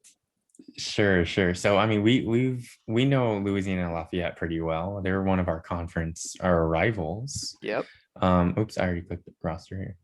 And then Marist, I kind of know kind of well because I was like looking at them, with Shepard's write-ups, and they're really fun to look at. And I think we talked about Marist before too, right? We did, yeah. It's about Geraldo Destrade. This guy, the point guard, is really good. Just a redshirt junior, even 16 speed, 14 IQ, 16 passing, 17 handling, 14 driving, 14 finishing. I mean, 12 in perimeter defense. The one weakness like he has, I don't know if it's a weakness, but like he's not ideal, is like he's got a 9 in range. Yeah, he's not like a primetime scorer. Yeah, he's Which, not like perfect. He's not Steph Curry, he's not Dame Lillard, but he's like, but I it's don't know, also interesting to he's me, like he's got a 5 inside scoring, but like a 14 finishing. Mm-hmm. Like I So he can always make found that to layups, but he be, can't do like post ups. yeah, I always found that to be really weird. Yeah. I mean, I guess he's not the biggest guy either. He's only 5'11". There, I did the math correctly this time. Woo. Oh wow. The conversion. He's 170 pounds. He's a light fella. He's a light fella. Yeah, so I mean, I think it's a lot about Destrade, but we also know that, wait, who the hell is Buckley? Norm Buckley. I thought Greg Tillman was the guy inside. I did This too. I mean, I guess on defense he is, but not on offense. These are not great offensive numbers. But strength, I mean, obviously the size, 83 or 6'11", as they say. So he has Terrence Crawford too, but he went with Norm Buckley. Oh, interesting, right? Yeah. So let's see. Buckley is like a little bit bigger, but not like substantially. 235 pounds for Buckley, 250 for Crawford. Whoa. Yeah, see, you would be all over Terrence Crawford. Buckley's like way slower. Like oh my god, 3 speed is so slow. I mean, maybe it's just like the stamina. 9 is respectable. Or maybe 5 it's the is scoring. not so respectable. Is he that much better of a scorer? 15 versus 12, 13 versus That's 8? true. 15 to 12 is not that. I mean, yeah. Huh. I mean, it's not like crazy a lot, but it's enough, I guess, to like make that choice. Maybe he figures he's just not playable with 3 speed. Yeah. Yeah. No, Buckley is the guy who plays. Oh yeah, you're right. Yeah. See, I'm just that confused. I think it's the stamina. Like 5 is just like, it's not unplayable, but it's like you can't start and play 30 plus minutes a game. Yeah, that's true. Even with 12 speed versus. And Buckley's at 3 27 minutes a speed. game this year. Yeah. Yeah. I mean, that's because of the speed, I think, Yeah. that really hurts. Yeah. But Crawford, like he's a 15 rebounder, like 9 in interior defense. Either way, I bet Crawford comes off the bench quite a bit. And does really well. Yeah. Yeah. So there's some depth So there. Hernandez is the other one. Yeah, there's good depth. Hernandez is the backup center here. You can see like his defensive numbers are good. He's a really good scorer inside too. Yeah. Wow. Redshirt freshman. Wow, this team is really interesting. Like next year, like they're young. Okay, but all right. Anyways, you can all see that this guy Albert Vance is hurt. Big deal. Again, more injuries. Big deal, right? This is their starting small forward. Yep. Yeah. And like I think he's like their best 3-point shooter by far. Oh my god, 16 range. No one else has above 11 in the whole roster. Yeah. Dave Harrison's let the alone backup. like who plays. All right, Dave Harrison. Who are you? Who are you, Dave? I mean, Harrison. I mean, you don't lose much on defense. You don't lose much on speed. height. He's got good speed. Yeah. Right. He's the same size, 6'5.5". Yeah. I don't know their wingspan differences. Let's see, 81.5 for Vance. Harrison is 81.25, so like negligible. Yeah. He's a little lighter, hardly much of anything, especially at small forward. I think that like the main difference you lose with Vance out for Harrison is shooting, is For the sure. 3-point shooting. Yeah. You lose a Yeah. sharpshooter. Yeah. So I mean, I guess not that big of a loss, but it's, I don't know, it's not ideal either. You never want one of your starting guys to go down. I don't care who they are Yeah. or who the backup is. Yeah. All right. So Hagen is the starting shooting guard here. He's a good defender. It looks like he Hagen can, is like, actually, at least on the historical depth chart, is not the starting shooting guard. It's Dobson. oh my gosh. I missed that. You're right. Yeah. Okay, so Hagen is not the starting shooting guard. Rick Dobson, Dobson. 6'4.5".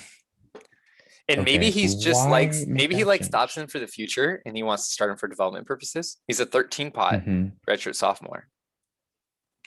I suppose. I mean, he's not as good of a defender. He is faster though, so that's important. He's 128 he's to a little bit 146 in smaller. SI this year. Wow, that's good. Yeah. Yeah. Yeah. So maybe, like I said, maybe he just wants development because I mean, Dobson's the future.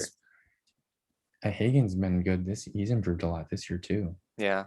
He improved 13 this year. Wow. Anyways, yeah, but Dobson's a better shooter. I think that's another big thing. He's faster and he's a better shooter. Yeah. Better passer. Not that that makes a huge difference.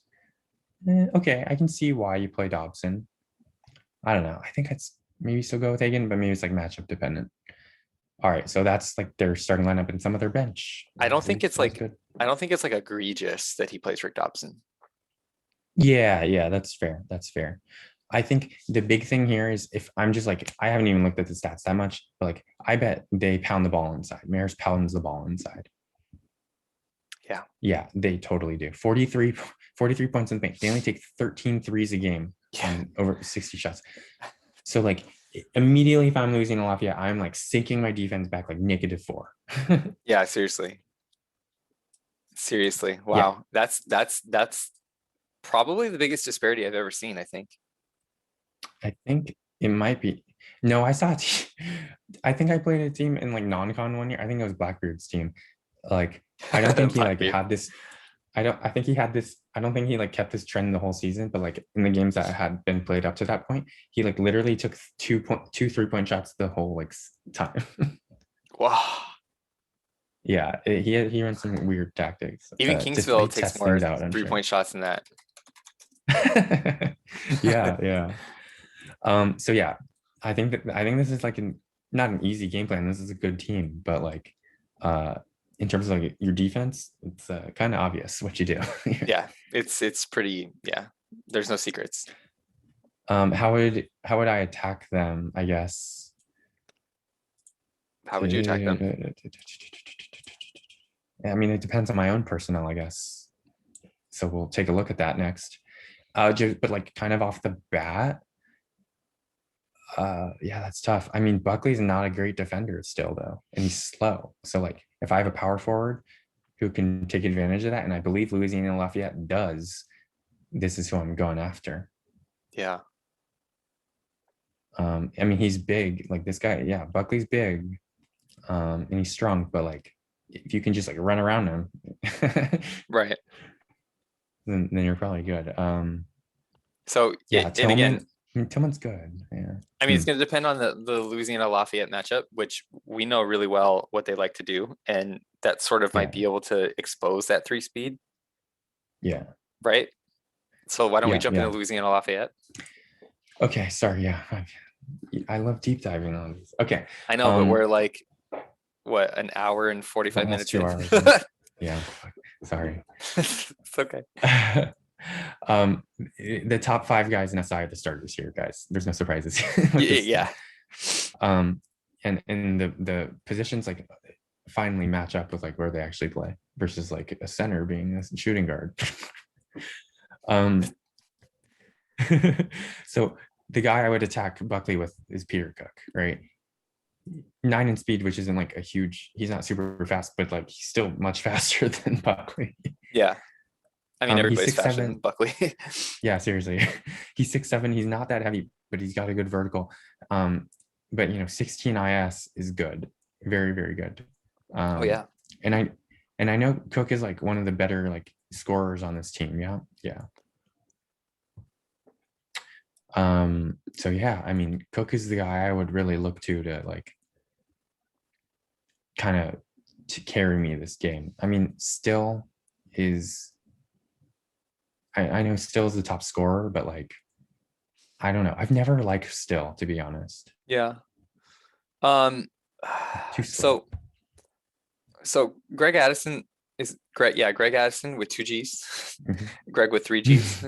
Um, is the starting center, right? 7 foot. What's his Yeah. wingspan? It's a lot. No, it's not actually. It's only It's 7.25. yeah, 7 1/4. Okay. Um, Interesting. yeah, I would probably okay. So I'm definitely attacking with Cook, and then so their Mhm. backup power forward is Mitch Snyder, which is I Mhm. believe he's a center, but he's also got some pretty favorable statistics, right? So 12 inside scoring, he's a 9 in speed, he's a 6 in stamina. So you could ideally rotate those guys enough that like you can feed them inside and they're gonna take advantage of Yeah. that matchup all game, right? Yeah. I'm looking at like Marist like defensive tendencies. So like 32% man, 35% zone, 18% pressure, 4.6 second chance, and then like 6% transition for the other team. Yeah. So like indicating how much Marist runs. So it doesn't look like Marist runs a lot. And they're playing pretty much I mean it's pretty even, but So, like mainly zone, so. right? Zone was the highest proportion out of Mhm. that. Yeah, yeah, yeah. Um, and I feel like Louisiana-Lafayette, they like try to play fast, I believe. Yeah, they Yeah, do. almost 14 points, fast break points, and like 40 points in the paint. But they also take 24 threes a game out of 71. So that's like that 33% proportion Right. of threes of their overall field goals that I look for. So like if I'm Marist, I can't really like sink my defense into like protect Buckley against Cook and Addison and Snyder. Because yeah, Still takes 7 threes a game. Cochran takes 5.5. Reardon takes 5, and they're like pretty good. Well, I don't know, 33. Again, I don't really like Leo Still. But Reardon is shooting 5.3 attempts a game and hitting 43%. That's really good. Watch him win Conference Player of the Year. I'm gonna be so pissed. um, yeah. Reardon's a deadly shooter. Even though he's like not that great. This always confused me. Yeah, it's like I see it with Shane Land, right? Shane Land scores better than his like player SI distribution would tell you he should. But I don't argue it. I mean, I think a lot of it's that speed, right? Because Shane Land's like super fast. Yeah. Right? Yeah, Shane Land's a 17 speed. But like Yeah, he's only a Reardon's 9 outside shot 16. and 13 shooting range. Mhm. And yet he hits Right, 40% right. from 3. Yeah, yeah. So I think a lot of it is that speed. They just like run away from their defender. He's sprinting to the sideline and shooting from the corner. I don't know. Yeah, yeah. I guess. I mean, you kind of see it with Cochran too. 16 speed here, and he's like a really good. He's got a good percentage, but he's only 13-13 split. Yeah. Yeah. So I mean, yeah, Marist is going to have a tough time, I think, defending all these weapons. Yeah, I mean, I would generally agree too. I mean, I've played Louisiana-Lafayette a couple of times this year, obviously because they're in our conference.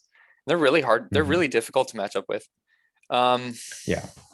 Yeah. Well, I think I swept them, so I don't know if I mean. All right, well, calm down. They were difficult to match up with for me. But anyways, so okay. So if there's one matchup here that you think is going to be the key to the game, what would you say? Yeah, I think it's Cook against Buckley. Yeah, I was going to say the same, right? I think that's probably going to be the swing matchup in this game. I think there's a lot of equals across the board otherwise, right? Yeah. Like Destrade, it doesn't look like he like severely outclasses Cochran, right? Right. Like maybe he'll definitely score, but like Cochran can kind of hold his own, I think. Yeah.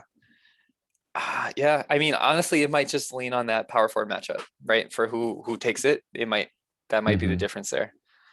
It hurts, Yeah. like we said, for Marist to have their third best player out and Louisiana-Lafayette's at full strength. So why don't we just jump into a prediction? Sure. Yeah. I'm gonna pick Louisiana-Lafayette, and just with everything we've talked about, it kind of has directed my thinking. Yeah. Yeah, I mean, I hate How about you? for us to pick all of the same teams every single time we do this, but I'm going Louisiana-Lafayette as well. Yeah. Yeah. It's Okay. it's really hard for us to pick opposite, considering we literally just discuss it and talk ourselves into the right choice. Yeah. Like, Yeah. yeah, And we're logical people sometimes, sometimes except when we talk about islands. there are no there are no one seeds left in D2. Yes, we love the chaos. There's 1, 2, 1, 3. Yeah, it's pretty wild. All right, so the next matchup is Hampden-Sydney against Albany. We're gonna try to go fast. I mean, we've done a great job of it so far. Wink, wink. Oh gosh. Yeah, I'm gonna pay for this later, I think. Yeah, I got a lot to do. So. I don't know nothing. Oh, I'm sorry. No, it's okay. I know nothing about Hampden-Sydney, dude. Okay, so it's Spivey. 23.3 points a Spivey game. is like the deal. Yeah. Spivey's the big deal. Okay, he's shooting 17 shots a game. Over 17 shots a game. That's a lot. Yeah. That's like approaching, but not close to Arnie Daniels territory. Arnie Daniels days? Yeah, yeah. So obviously it makes sense why. Like, he's damn good clearly on a roster that's pretty below average. Yeah, he's clearly the best player. Yeah. Like, I would feed his ass too. Point guard. Jesus, 6'7" point guard. Yeah, it's interesting that he doesn't. That's my type of crap. Well, look, pass 13, handling 17, drive 16. Makes sense why he doesn't have it like shooting guard or something. Yeah. Yeah, because there's nobody really that can take that. Okay, so just off the bat, though, like, defense is gonna hurt Sydney, the Hampden-Sydney team. Yeah, like, they're not very good defensively. And then, like, I mean, I guess they have some size down here, right, with Moreland, Lee, and Bender, but like none of them. Okay, Moreland is okay at interior defense. Just 215 pounds. I mean, he's 13 strength. Lee's taller, but he's a small forward who defends on the perimeter. He's 240 pounds. What the heck? 6'8.5". This roster's so weird. Yeah, it really is. And Bender, huh? Like, who's the starting? Oh, Chuck Bach. I guess I missed Bach up here. Okay. Yeah, Chuck Bach. Okay, he can rebound, but he's not a great defender inside. So, like, right. Yeah. This is a weird roster to be analyzing for an Elite Eight. Yeah. West doesn't start. Leg doesn't. No, he does. Leg starts at shooting guard. Yeah. Shooting guard. Yeah, that makes sense. West might be redshirting because he's not even on the depth chart. Yeah, he's played 5 games. Yeah, that would make sense. Yeah, I know the president asked, like, in Discord today, like, who should play point guard, but that's for like next year. Okay. Because Spivey's gone and he's got a big hole to fill on this roster. Yeah, Spivey's the man. No nickname. But yeah, I mean, oh no. I mean, so obviously, yeah, it's all about Spivey, in terms of like team wide. I mean, they do score a good amount in the paint, and they've actually like prevented a lot of scoring in the paint, which is interesting. Yeah. But they're like pretty balanced in terms of where they take their shots. Pretty solid defensively. Yeah, pretty solid defensively. Even though we highlighted, so 42.1% opponent field goal percentage, like, as a team, right? As a rough, but like, even though we highlighted their poor defenders, so that might be a reflection of their talent level, like the conference that they played in. I don't know anything. Sure, yeah. Indianapolis, Shenandoah, and they got 5 teams in. So Hampden-Sydney's strength of schedule is 474. It's pretty weak. That is pretty weak, yeah. It's something to keep in mind when we analyze these matchups. Let's look at like their conference, I guess. Yeah. I mean, 42.4, 46 though in the playoffs. And then what about the tourney? In like the conference playoffs, and then the tourney, 42.7. Interesting. Interesting. Very interesting. So again, I mean, we don't know what we're talking about, guys. Okay, so they beat Syracuse, who was a 10 seed, I believe. They beat Barry, which who's a 4 seed. Yeah, but no, Barry, they weren't the 4 seed. Sorry, they were 4 seed in the conference tournament. Yeah, Barry is not Barry had a better year than they should have had, right? Sure, yeah. They're in my Oswego conference. They're a bot team. They went 21 and 9 in conference, but with a 237 point differential. Like they had a better year than they really should have had. So like they're not that great. And then they beat Clayton State last game, which I believe It's Clayton pretty State. good. Yeah, Clayton State was pretty good. So I'm not going to talk anything bad about Clayton State. But like it's hard to look at a 3-game sample size for defensive numbers and make conclusions about it. But then when it matches their season defensive numbers, then it's like, interesting. Okay. Yeah, well, so they played. Clayton State was 11 seed, so like they're talented, but they didn't have like a high seed coming in. Yeah. So yeah, Hampden-Sydd's only played double-digit seeds all they've had run. They've had like fortune fall in their favor, and then even in the Elite 8, they're going to play an 8 seed in Albany. Well, that's the other team they would have played as a 12 seed. Yeah, I mean, just like the run continues. They're not jumping against like a super high seed right now. Yeah. So I mean, I don't know. It's not like Albany's that great. Oh, that would have been Michigan Tech. That would have been Michigan Tech if they didn't shit the bed. We could have killed this team. Anyways, yeah, I mean, I don't know. So I just looked at their like game tactics, and they like play a lot of zone basically, but they also press like 20% of the time. Yeah. I can go back to it. So yeah, like 55% man, or 55% zone, 20% zone. I can't talk. Pressure. So I mean, that kind of makes sense with like the zone really dampening like the shooting abilities of their opponents, and you know it looks like they force a good amount of turnovers. Still though, I don't know if I'd run it with this way, pressing that much with this low of speed. I mean, particularly KJ Lee, the small forward, 7 speed, 8 stamina. Like, there's this guy. How does he play so much? Yeah, like 31 and a half minutes a game. He got to moderate. He got to moderate fatigue last game, which is interesting. He didn't get to high in 32 minutes of play. Yeah. I mean, I see the backcourt is like really strong. They can press, I guess, in terms of speed, but the perimeter defense is not strong there. Yeah, it's interesting. So basically, like it's 5E on offense, and then they're not great defensively, we think, but like they've performed and they zone and they press. Yeah, that's the story here, right? Okay. Yeah. Let's go to Albany then. Yeah, let's look at their opponent. Interesting. So Kallenberg is actually like their best player. Yeah, a center. Right. Craig okay, Kallenberg. And then Glick at the point guard. Yep. Dodge at small forward. Barry, kind of like wing. Shooting guard. Well, but like he plays a little bit of both. Half of his edge at power forward, and then who is Brown? Brown's the backup big man. Okay. Backup center and power forward. Yeah. Richard is the other shooting guard. Yeah. And this team isn't like deep. He has Dodge, the starting small forward, playing backup point guard. Oh yeah. And then Vogt like kind of comes in as like another third guard. Yeah. This team isn't deep though. They play 8 deep basically. So yeah, let's look. Royce Brown. Okay, so Kallenberg is the guy, right? Yeah. He's big. Wow. Yeah, I mean, that's who you go to, I think. Just immediately off the bat. That's what I'm looking at. 16 inside shot. I mean, he's a scorer. Yeah, he's gonna, I mean, Moreland is like a 12, but he's smaller.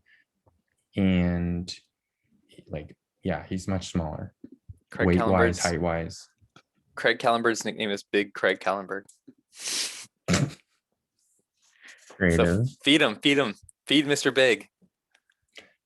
And so in terms of stopping Spivey though, right? This is like the crux of the defensive game plan for Albany. Right. They have a 14 speed starter point guard and a 14 speed, 13 perimeter defense with Sal Glick. Like that's pretty good. Yeah. It's not as fast and it's not like incredible lockdown defense, but like it might be enough to like just slow him down at least, right? I mean, you're just hoping he doesn't score like 30 plus, right? Like Yeah. if you can limit his efficiency, maybe he gets like 24 or something on like 18 shots. You're pretty happy on that kind of thing. Okay, here's the interesting thing I might actually try, and this is just like thinking defensively, because I mean, since Hampden-Sydney presses so much, maybe it's not so good, but like start Dodge at shooting at point guard, I thought the same exact thing. because right, I Spivey's big. Yep. Spivey's big, but Dodge is bigger. Right. I thought the exact, and then I was gonna put Sal Glick at shooting guard. Just shift everybody one down. Yeah. And what Barry can he already plays at small forward a bunch. So you just move him on down. Yeah. Yeah. I would heavily consider that, at least defensively. Again, with the handling being just 9 for Dodge, like it's not great. Although Glick is only a 10, so it's like, are you really losing that much? Right. Yeah. With the 18 speed, like, and the size and the speed is enough to give Spivey a lot of problems, right? He's actually half an inch shorter than Spivey, but he's like super long, 87 wingspan. Sorry, what's that number in normal terms? 7'3"? 7'3" and a quarter. Wow. I mean, that can swallow Spivey up, I think. Wow. Definitely can swallow Spivey up. Yeah, I mean, Spivey's got a big wingspan too. So. Okay, so Jason Dodge's nickname is Hot Rod Dodge. Oh my gosh. I love it. I love these nicknames. Isn't that the wrong cars? Yeah, Hot Rod Dodge. I just love the nicknames. I love them. No, but I had the exact same thought as you. The perimeter defense speed combo, the wingspan. I mean, I'm probably putting Dodge on the other team's best player, like other team's best perimeter player every time. Mm-hmm. Yeah. Which in this case is very obvious what it is. Yeah, in terms of like, what does Albany do? Do they like run zone or man? They give it to Hot Rod Dodge. Is that the game plan? That's the game plan. Albany plays mostly man, but they press a bunch too. Not like a ton, but quite a bit. Yeah, quite a bit. So Albany averages 40. Okay, they sometimes press a crap ton. 56. Albany averages 40 points in the paint per game. Really? Yeah. I mean, I guess that's Collenberg, right? Yeah, he's averaging 13 of those 40. Yeah, but that's 40 is a lot. Yeah, I mean, Brown Edge, Seymour Edge, I guess, is another guy. The starting power forward. Yeah. I mean, I don't think he's gonna press. He's not gonna press that. He's not gonna have that much pressure on Spivey and on Spivey. Yeah, I wouldn't. That's a respy for disaster. Yeah. But I would pull it back a little bit. Definitely. I would play man and I would put Dodge on Spivey.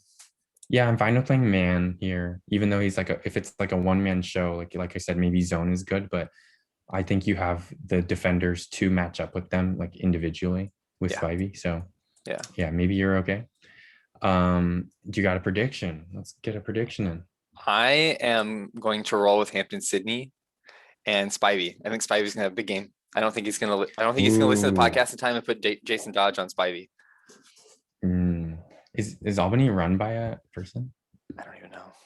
I hope so. I clicked the wrong thing and now I have like a slow. Yeah, Decoy Dan. We talked about Decoy Dan. Oh, Decoy. There's a Decoy Dan. Okay. Yeah. I don't know. Well, anyways, we're actually gonna differ here, and I'm gonna say Albany. Oh, okay, interesting. So first difference. I'm just kidding. Yeah. I thought about going Albany, but I was like, if I'm split, just take the best player on either of the teams. Yeah, that makes sense. Yeah. Okay, we're halfway done. Oh my God, can we hurry it up, please? Sorry, yeah, I would like to as well. It's just like you get so engulfed in it. Okay, so not working. Jesus Washington versus Jacksonville State. You got a prediction? No, I'm just kidding. Okay, we can wait. Why did I go to Jacksonville twice? because it's Thank been you. 2 hours and 5 minutes. Yeah, sheesh. Okay. Washington, I mean, they're big, right? Truman Peterson and Trey Kaysen are very big. I assume they start just because they're that highly rated Yeah, and I are mean, big. this is probably the top 5 SI guys are the starters. There's no secrets. Well, Wait, but 6 guys are wait, really good. Truman Peterson's playing small forward. Oh my gosh. What is this team? Truman Peterson's playing small. I love it. I absolutely love it. He's splitting time between small forward and center, but he plays 22.2 minutes per game at small forward. Okay, so if I had to guess, Beam is the center. Yep. That's a mistake. Where does Jeff Anderson play? You're predicting, I thought. What? No. Who's the shooting guard on this team, Rob? You're making the predictions. Oh God. Rudy Casey is. Trevon Johnson. Oh my God. What? What is this team? Rudy Casey's a backup small forward. All right, I got some adjustments to make for this team. Christopher Woodling is the point guard. Yeah, which makes sense, obviously. Yeah, I think that's obvious. Where does Jeff Anderson play? Power forward. He's the starting power forward. I really like playing Peterson at small forward just for the sake of having a 6'10.5" small forward. I'm not gonna lie. I don't like that. No, I mean, I'm being sarcastic. He's not a good perimeter defender, and I mean he's got 12 speed, but he's only got an 8 stamina. Yeah. Oh my God. Okay. Who's this so Noki Kaysen guy? does not start. Kaysen does not start. Who's this Gnocchi guy? Who is this Gnocchi guy? Well, he's new. That explains it. Yeah. Got some adjustments to make for this president. Seriously. I mean, we detailed that Washington has the top TPI in all of D2. I don't know if that still holds, but we detailed that at the beginning of the season. Right. So it's not a surprise they're here, but then it's fair for us to be surprised about their lineup combinations. Yeah, look at whose capital letters, like center and point guard. Power forward, center makes sense. Point guard, obviously. Yeah. Center, small forward, shooting guard, center. This is like a Kingsville light right here. Shooting guard, small forward, power forward. Like Trayvon Johnson is not a bad player, but you got some really good players up here. Okay, well, I don't know how to analyze this now. I got completely thrown off. Let's start with Jacksonville State. Shall we? Okay, so it looks like Oregon is the top scorer, but like they're pretty balanced. That's 6 guys in double figures, so a guy coming off the bench. Wow. They manage their minutes really well. 1, 2, 3. They're like 8.5 deep or 9.5 deep. That's what she said. Ha. I'm sorry, I'm a child and it's late. I know. Yeah.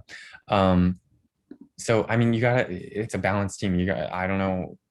I mean, I know how to stop that. Like, so in Washington can. Yeah.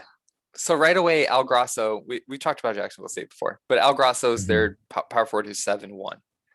Oh crap, dude! I didn't see this dude. Wow. Yeah. He's 7'1", and then their center, of course, is Vincent Mead. Yeah, he's like what 6'10.5".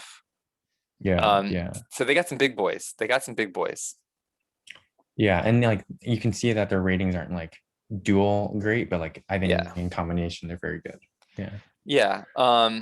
Their average height is 6'7", and their average weight is 226. Who the hell weighs that much? They definitely score a bunch inside. What do you mean who weighs that much? Mead is 255. What is Grosso's 235.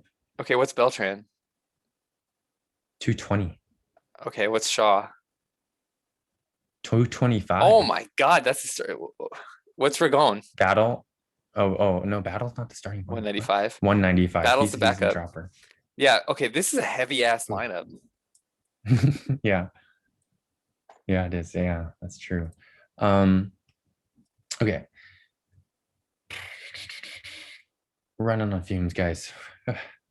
So I obviously like Jacksonville State for obvious reasons, but Washington's too talented, I think, in the end. Yeah. I mean, Jacksonville State, like I don't think they press as much as they should, to be honest.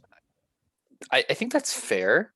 Um, they've got, yeah, I mean, they've got some really fast guys. The staminas are kind of low, Yeah, fair. right? Like, especially for Shaw, who's your starting shooting guard. He's a 5 stamina. 5, yeah. Like, you don't want your best players to leave that fast. I mean, how did he beat Moorhead? He just beat Moorhead today. How did he beat Moorhead? Wait, how much did he pressure? He pressured 20%. Moorhead pressured 73%.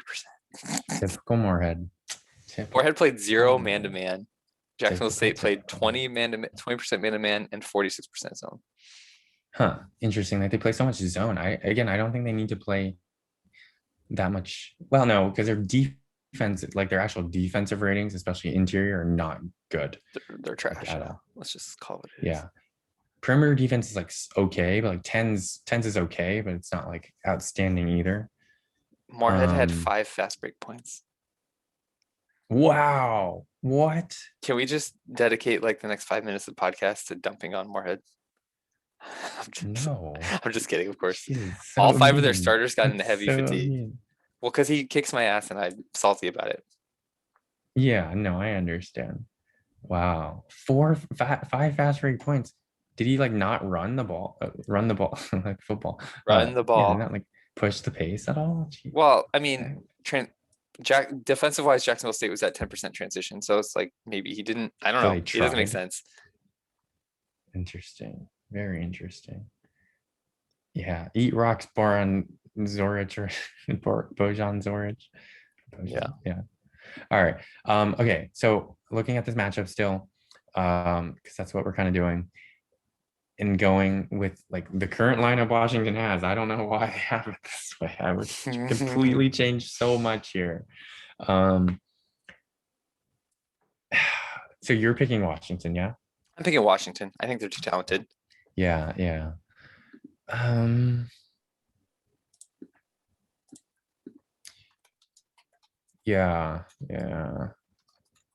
the matchup here is, I mean, they're both big, right? I guess, but like weirdly big.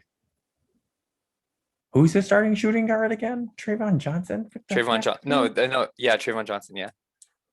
And where does Rudy Casey play? Oh my God. Such a misuse. I'm upset about this. This made me upset. I mean, they're farther than we are, so. Shut up. Casey's the backup small forward. Truman Peterson's the starting small forward. Yeah, I'm gonna go with Jacksonville State. I think they're a bit better put together. Okay, interesting. Yeah. I mean, I don't know. All right, we didn't analyze this one super deep, unfortunately. But we're dying right now. Yeah, is this like that podcast where we looked at all the conferences? I mean, this one's probably going to end up longer than that one, is it not? Yeah, at this pace, yeah. Okay, Lipscomb versus Northern Kentucky. I mean, I know who I'm going to pick at least. I mean, I think I was looking at it earlier, and I think this is the easiest matchup out of D2 for us to choose. Yeah. What are the seeds? 3 versus 8. Yeah. So I mean, no disrespect to the other team that we don't choose, but like, I think one of the teams is really damn good. We've also looked at both of these teams before. We have. I mean, okay. I'm going with Lipscomb here. I mean, first off, they beat me. I kind of gotta pick them then. I'm going with Lipscomb as well. Yeah. I mean, their top 3 are really good. Tevin Holman is like, I don't know. I thought I could attack him, to be honest, with Clevenger, and that was kind of my game plan, but obviously didn't quite work out in my favor. Ragsdale is like an okay center. I mean, I didn't have a guy to attack him, but I think he can be exploited by a bigger and better big man. Yeah. But just Carrasco is so good offensively. Naranjo is very good in general as a point guard. I mean, maybe not with that 8 IQ. And then Carson is he's also very good. So yeah, tough to beat. And They're then they're they're deep top too. I heavy. mean, I think they're pretty deep. I mean, Murray's a pretty good center, right? With that 15 and 12, 12 and 15 split here. Jason Lee is like a solid wing. Yeah, Molina is pretty good, like pretty well-rounded. sure. So they have good playable depth, but like you know who the guys are, is what I meant, right? Like Oh yeah, okay, sure. Carson, Naranjo, and Carrasco are the guys. Like, Yeah, that's the other thing. Like with my game plan that I tried to do, I like started two of my better defenders that are normally on the bench, and like one's a shooting guard, so he kind of like he did kind of contain Carson, and the others I can put at power forward, and he like didn't do a great job on Carrasco, but Carrasco didn't like go off either, so it was like a really close matchup because of that, yeah, I think. interesting. Um, let's look at Northern Carrasco went for Kentucky, 26 right? and 11. Yeah, he didn't go off. Yeah, that's not going off. Oh, you started Charlie Roll, of course. Okay. Yeah, Raul. Yeah. He's my Raul, Roll, uh whatever. I sick him on any good big man. Fair, I fair. go Charlie. Two Okay. whole rebounds. He's not a great rebounder. He's a good defender though. And then he I'm allowed just 11 for trolling. 14. Yeah, I'm just Yeah. trolling. No, I know. Patton here for Northern Kentucky, I think, right? He's the guy. Yeah, Patton's the guy for Where's sure. Gavin? But like Yeah. when you look at the talent disparity between the two, it becomes pretty obvious, does it not? Yeah, totally. I mean, four guys, and one of them is a backup for Lipscomb, are better than the top guy at Northern Kentucky. Yeah. Ooh. And like this is no disrespect to Northern Kentucky, but it's our job to be like to break it down and analyze it the best we can. Yeah, totally. I mean, the one thing that I know, not the one thing. I mean, let's Northern see, Kentucky's who really else? young. Dunaway, Jones, Peterson. Linus Peterson. Yeah, this team is getting smashed. I mean, like, how can they defend your Carrasco? Basically, That's like yeah. the perimeter guys are fast, and like that's good. Like Dunaway, Galley, Custer's a backup. Jones is the other starter. Like, okay, Tevin Holman and Jones aren't that's not going to be like it's not a heavyweight matchup either way. You know, it's Patton and Peterson against Carrasco and Ragsdale. And then like on the perimeter, Galley and Dunaway are going to try to stop Naranjo and Carson. I think maybe they can win out on the perimeter, but I don't think down low it happens. Yeah. Yeah. I think it's too much of a disparity there. Yeah. Maybe Northern Kentucky gets hot from three, I guess. I mean, it's possible. I wouldn't think so. And they're only good shooters are Custer and Jones, and Custer plays 14 minutes a game. I don't know. I wouldn't. Yeah.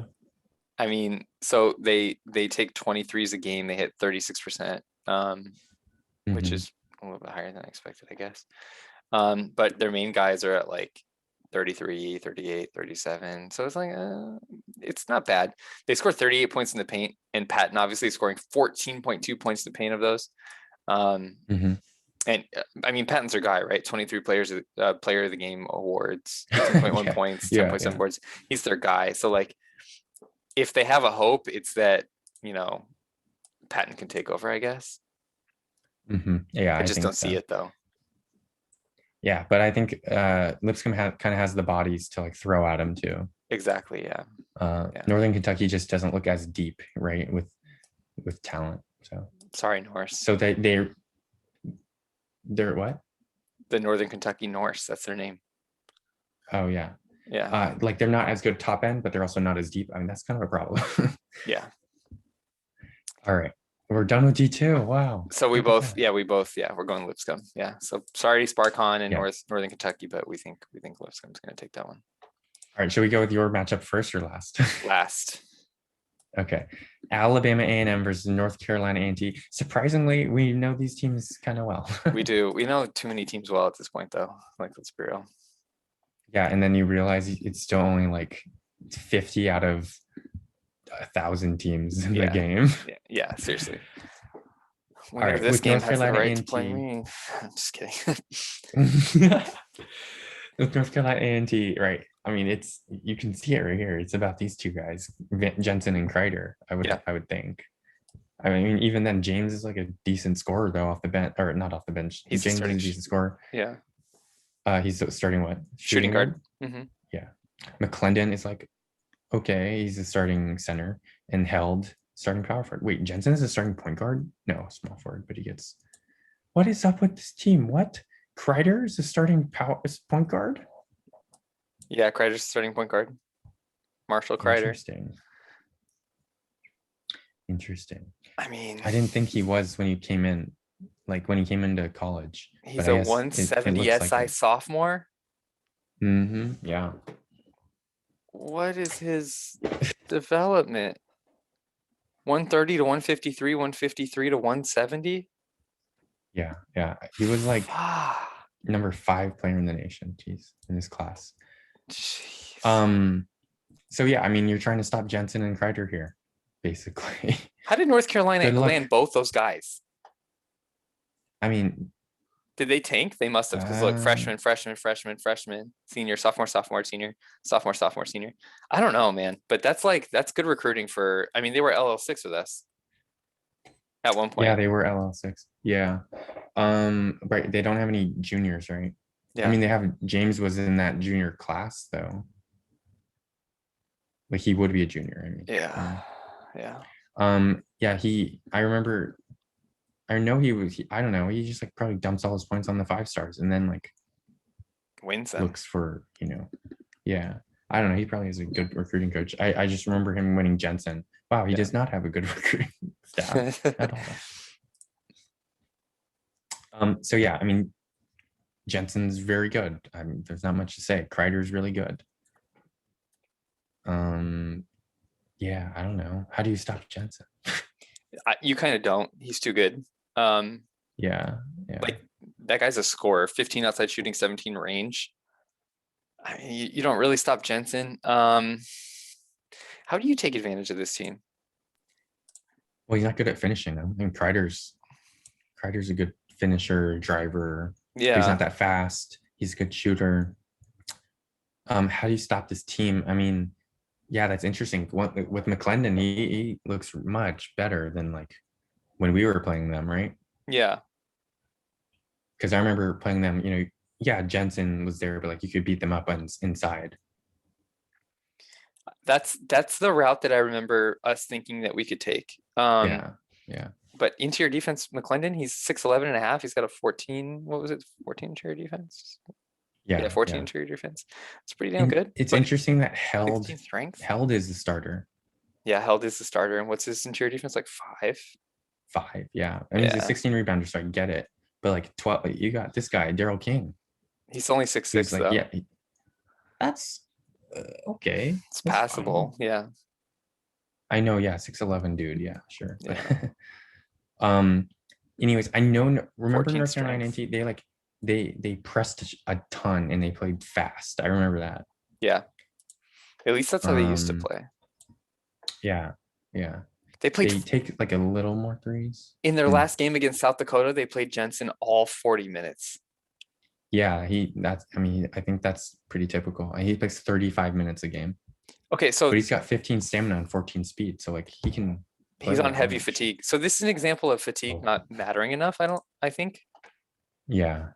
Right, like if you can play a guy 40 minutes a game and he's getting to heavy fatigue and it's not really affecting his game, that's good. Yeah, I kind of agree. Yeah. Okay, let's move on to Alabama and A&M. Yeah, let's do that fast. Oh boy, I don't know this team that well actually. Choate, Palmer, Watson, Bieber, and Whitfield, with Christensen, Wyndham, D'Angelo, and Simmons off the bench. Choate, Watson, Whitfield, Palmer, Bieber. I remember Choate because of his name, Bart Choate. Mm-hmm. I don't remember much more about him. I'm not gonna lie. So Palmer and Bieber are the bigs, right? Yeah. They're not great rebounders, but they're good defenders. They're not great scorers. So this team is more like about defense, I'd imagine. But Yeah. okay, so Sorry, I'm flipping. Choate is their small forward. He's a 13 perimeter defense. Monte Watson is a 17 perimeter defense, and Lou Whitfield's a 16 perimeter defense. So on Wow, the that's really good. on the edge, on the outside, on the perimeter, they're pretty much like not locked down, but like they're pretty close to lockdown. Yeah, definitely. I mean, in with the speeds, right, with Watson and Whitfield, especially Yeah. 15, 16, that can definitely contain Kreider, certainly, because Kreider's pretty slow. Jensen's double the speed of Choate. If you were to guess their man-to-man split in their last game against Stephen F. Austin, what would you say? 70% man. And like what, 10% zone? Yeah, I guess 15, something like that. Yeah. It was 39% man, 43% zone. Wow. Which I'm surprised because you have the guys to play man successfully. Yeah, definitely. And we talked about the weaknesses of zone, like rebounding. You're not a good rebounding team. I don't think you want to like make it worse. You don't want to exacerbate your problems. Exactly. Yeah. Yeah. So I think perimeter wise, I mean, Choate can like be okay, but he's not fast. That's the problem. So like Jensen kind of looked like, I don't know. Jensen kind of looked like a shooter more than like a driver, right? Right. So I don't know. That's going to be problems for Choate to like defend. But Jensen also plays at point guard a bit. So like Whitfield will be fine there against him. Yeah. Okay. What's your prediction? Man, I haven't looked at the big man that much though. What's your prediction? Do you have one? Yeah, I'm going North Carolina A&T just because they have the two best players on the court at all times. Yeah. I'm probably also going to go with North Carolina A&T. Yeah. Okay. Doesn't surprise me. They have the potential to make a deep run for sure. Oh, finally a marquee matchup over here. 1 versus 2. Oh, finally. Oh, it's a bot. It's a bot versus a human who versus hasn't logged in in a long time. He hasn't? Who hasn't logged in a long time. He registered on January 21st and last logged in on January 22nd. Whoa. We hate to see it. Okay, we're just gonna not really talk about this too much. That's a bot versus a bot. Let's just go quickly. Basically. Yeah. Okay, Severson's the guy here for Louisiana Tech. This team, Auburn Montgomery is really good. Rosman and Kusunoki. I mean, those are the bigs. They're very good defensively and rebounding. They're solid. Beckman averages 22 points a game and 7 assists. Rodney Beckman. Really? Dang. Okay, I'm picking Auburn Montgomery. Yeah.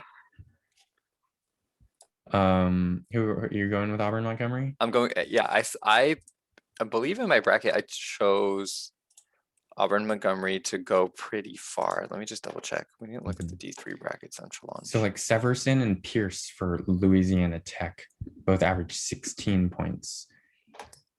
Yeah, 14 and 14 for the next guys, 10 and 10 for the next guys beyond that. I chose Auburn Montgomery to make the final, so.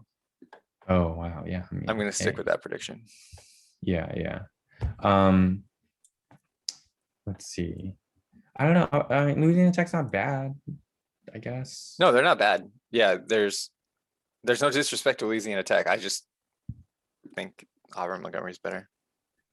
Yeah, I think the real matchup problem guard Guajardo. Wait, what is it? I mean, What's just a 5 Guajardo. Enrique yeah, it's Guajardo, right? Yeah. Just a 5 in interior defense, and you got to stop a 17 IS or a 12 IS. I'm not sure which guy exactly, like how they match up, but either one is gonna rip them apart.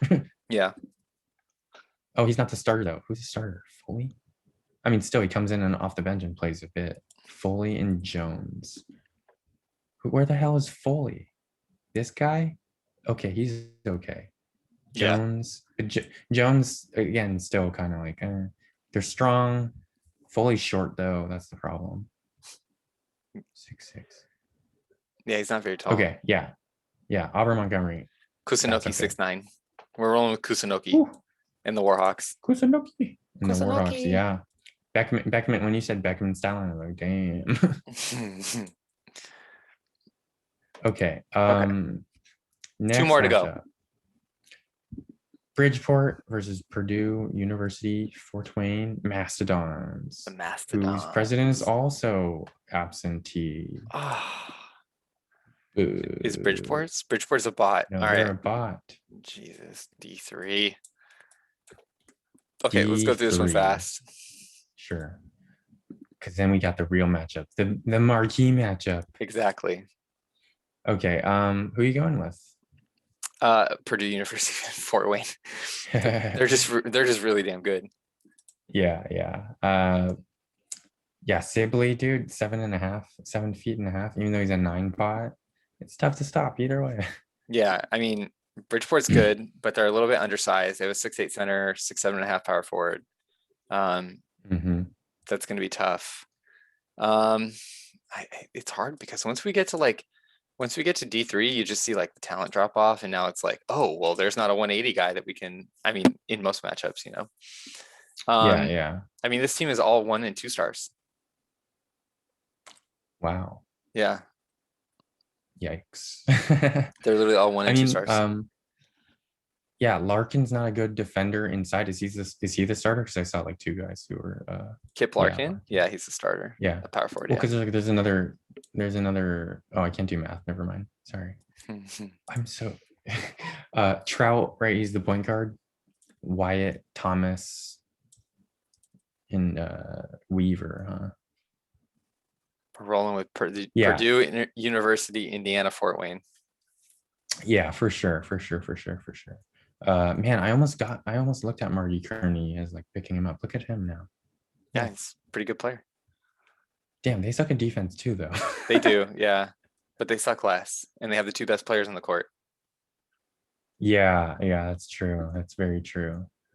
Okay, yeah, I'm good. South Alabama versus Texas A&M. Let's break it down. Palkify versus Bluebirds. It's Palkify. I didn't even realize that. Yeah, I didn't either. Oh man. So all right. Yeah. First of all, I'd like to say that Texas A&M-Kingsville took down the President Wyoming of the Wyoming Cowboys in the last round, the 13-1 upset in a close game, 79-75. Thank you for commenting and saying you tried to plan for Latham. There is no planning for Latham. He's just a monster. It's so much funnier. It's like, because I know your goal was like to get all 7-footers. Yeah. And like I know you didn't, but like it's so funny to see like all 80s though here. Yeah, I mean, yeah, it's ridiculous. I've done a decent job of putting together this roster. Yeah, I remember that first year, like trying to put together your lineup, and it's like, who plays small forward? yeah. Guess what? It's the tallest guy on the floor. No, he's not playing small forward now. Bill DeMarco's playing small forward. Chase Smith was the guy. It was Chase Smith. All right. Yeah. Unfortunately. All right. So how do you want to break this down? Do you want to talk about your team? Just, you know what? Why don't you just go ahead and take it? I want to hear what you have to say about the Javelinas. Go ahead and break down South Alabama first. How do I break down the Javelinas? They're so weird. Break down South Alabama first. Let's break down Bama first. I gotta know who plays for them. The Jaguars. By the way, guys, this is how I game plan like for my matchups. But like I spend like triple the amount of time. How many people do you think are actually listening right now? Oh, like once the podcast comes out, how many people are 2.5 hours in? Okay. It might be Wyoming. None. All right. Damn. That's fair. Yeah, I'll just edit all this out. All the D3 out. No. Leave it.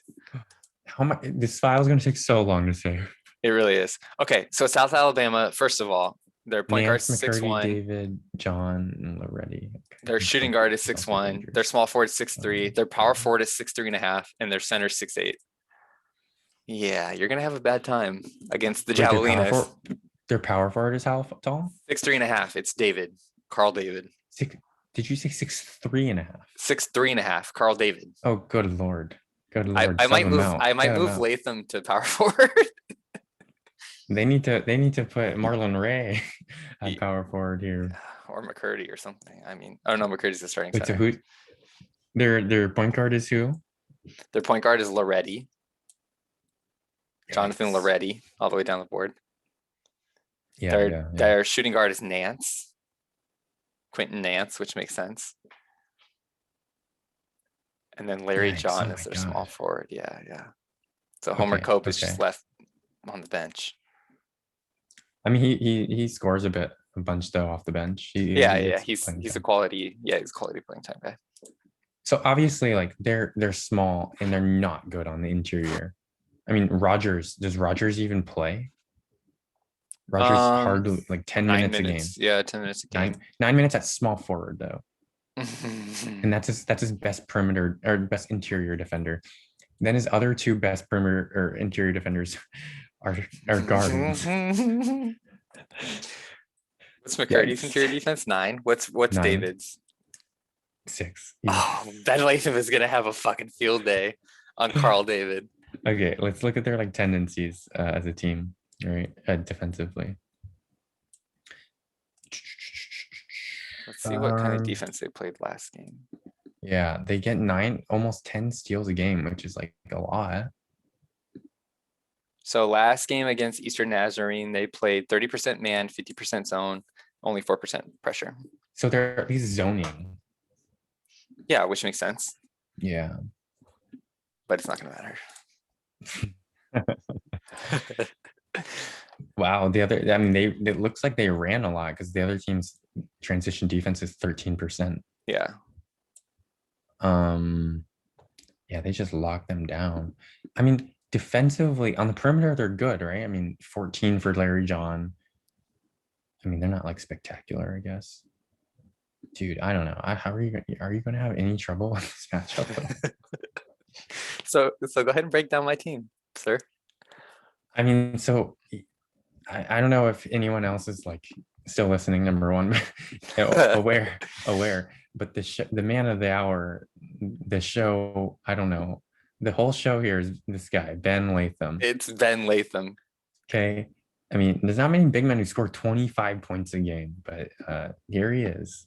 18 strength, 13-16 split here, 16-16 in the big man defense stuff, which is good. 10 speed, 11 stamina. He can hold his own. I won't get into your tactics too much, but I mean, this whole roster is over 80 inches tall. I think you know what the plan is, guys. Wait, so hold on. Okay, a couple of things. So first of all, McGrath is my starting point guard, Matthew McGrath, right? He's sort of forced in that position. But in conference, he averaged like 7.4 assists per game this year. Mm-hmm. Conference only, let me see, where is that? Yeah. 7.0 assists per game this year, 3.4 turnovers. So it's not terrible for someone that's out of position. It's easy to just because he's 7 feet tall as a point guard. He dribbles the ball down the court. He passes it to Latham. And then Latham scores. Yeah. So I mean, you can kind of see like the positions that these guys play, right? The shooting guard is legitimately Bryce Ramsey here, guys. Yeah, Bryce Ramsey hits 38% from 3 on 3.7 attempts. Goodness gracious. Oh my God. Like if I was like legitimately scouting this team, I'd be so scared. Like just looking at the stats, I'd be like scared. I was when I played them last year. Like Bill DeMarco is shooting 3.4 threes a game and hitting 36%. That's respectable. That's good. That's respectable. The power forward rate is Hanson, yeah? Yeah. Okay, it's not secret agent Toby Boyd. No, Toby Boyd does not play minutes. Not after the betrayal. He's playing backup shooting guard, but barely. Yeah. I mean, so obviously this team's like really good scoring inside, particularly because of the height. I believe they pounded inside. I don't think that's any news. I don't think that's hard to scout. We're pounders. They prevent a lot of inside scoring. You can see a lot of teams have switched up their game plan to like attack you on the outside though, right? 24 3-point attempts out of 58 on average. They're getting such a high percentage. They're getting no possessions though. Right. Yeah. They because don't we play shoot so like a slow. great. No, Yeah, yeah. the pace is slow. You don't turn the ball over a lot because I mean McGrath is like a good point guard actually, Yeah, like relatively. he struggles against the better point guards, obviously, especially like if there's Mhm. pressure or whatever.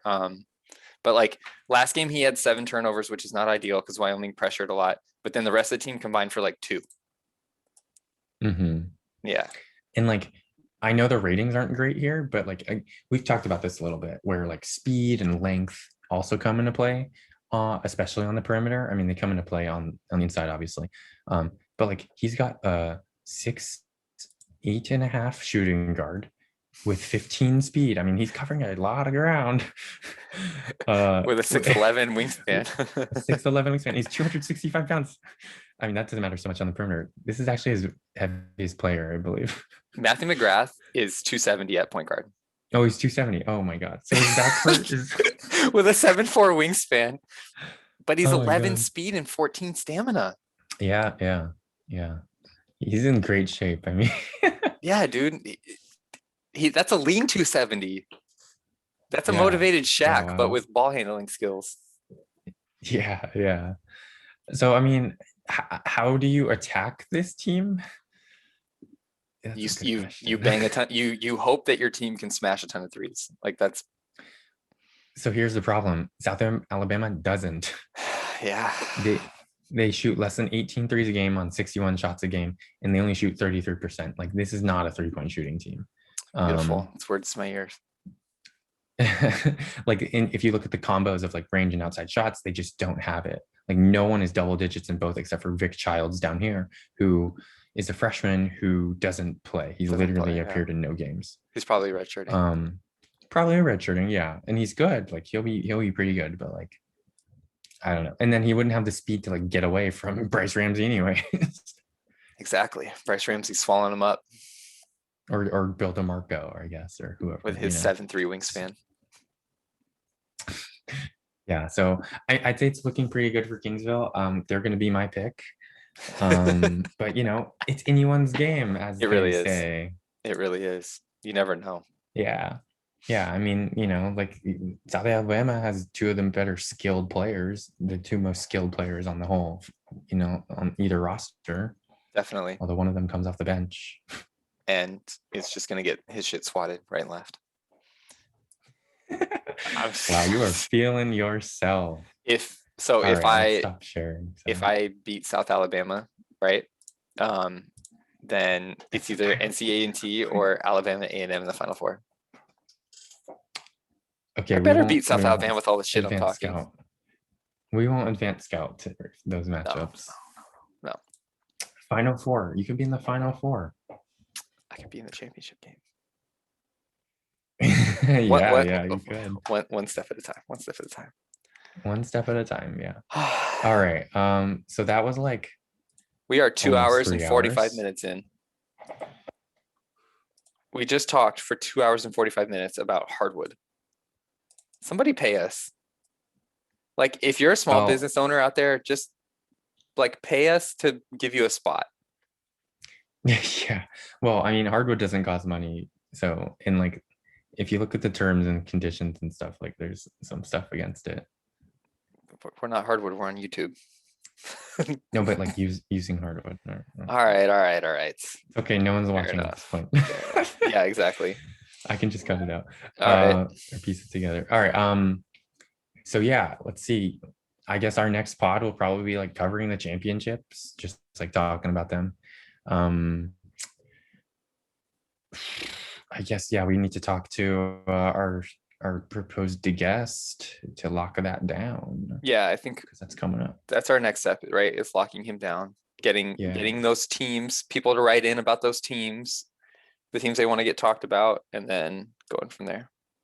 Yeah, if you have multiple teams, like we're not going to do every one of your teams, like, and especially not the ones that are like LL3 or LL2 or 1, Yeah. Like, and like you're probably smart enough if you have a LL6 anyways to like inexperienced enough to like handle it on your own. We're looking for like new people. Yeah. New owners or people that have been playing that are confused because nothing's been working. Oh yeah, I mean, and trust me, it's confusing for everybody. So if you're confused about that, then that's Santa fine. Clara still doesn't win shit. All right. So after that, very long. I mean, I could talk to you all day about Hardwood. By the So way, like this you're isn't a thing. leading the D3 challenge by 7 Mhm. points, but you had Wyoming winning, and we fucked that up for you. All the teams that you chose to Final Four are out: Wyoming, Waynesburg, Troy, and Northeastern State. Oh, so I'm literally at my potential. You're done, yeah. But so is the second place team. So it's the second place team, yeah. But third is looking pretty solid, I guess. Wyoming still has a chance Oh, because Wyoming is over here. Yeah, yeah. because he 'Cause they chose have Purdue, University of Fort Wayne, Wyoming, South Dakota, and Auburn, Montgomery. So he could get two of Yeah, those right. yeah, I yeah. still could too because I chose Purdue, University, Fort Wayne, and Auburn, Montgomery. Look So at you. Look yeah, at you. yeah, yeah. Oh my gosh. So sorry, Wyoming. I chose you to be champion, and then I beat you.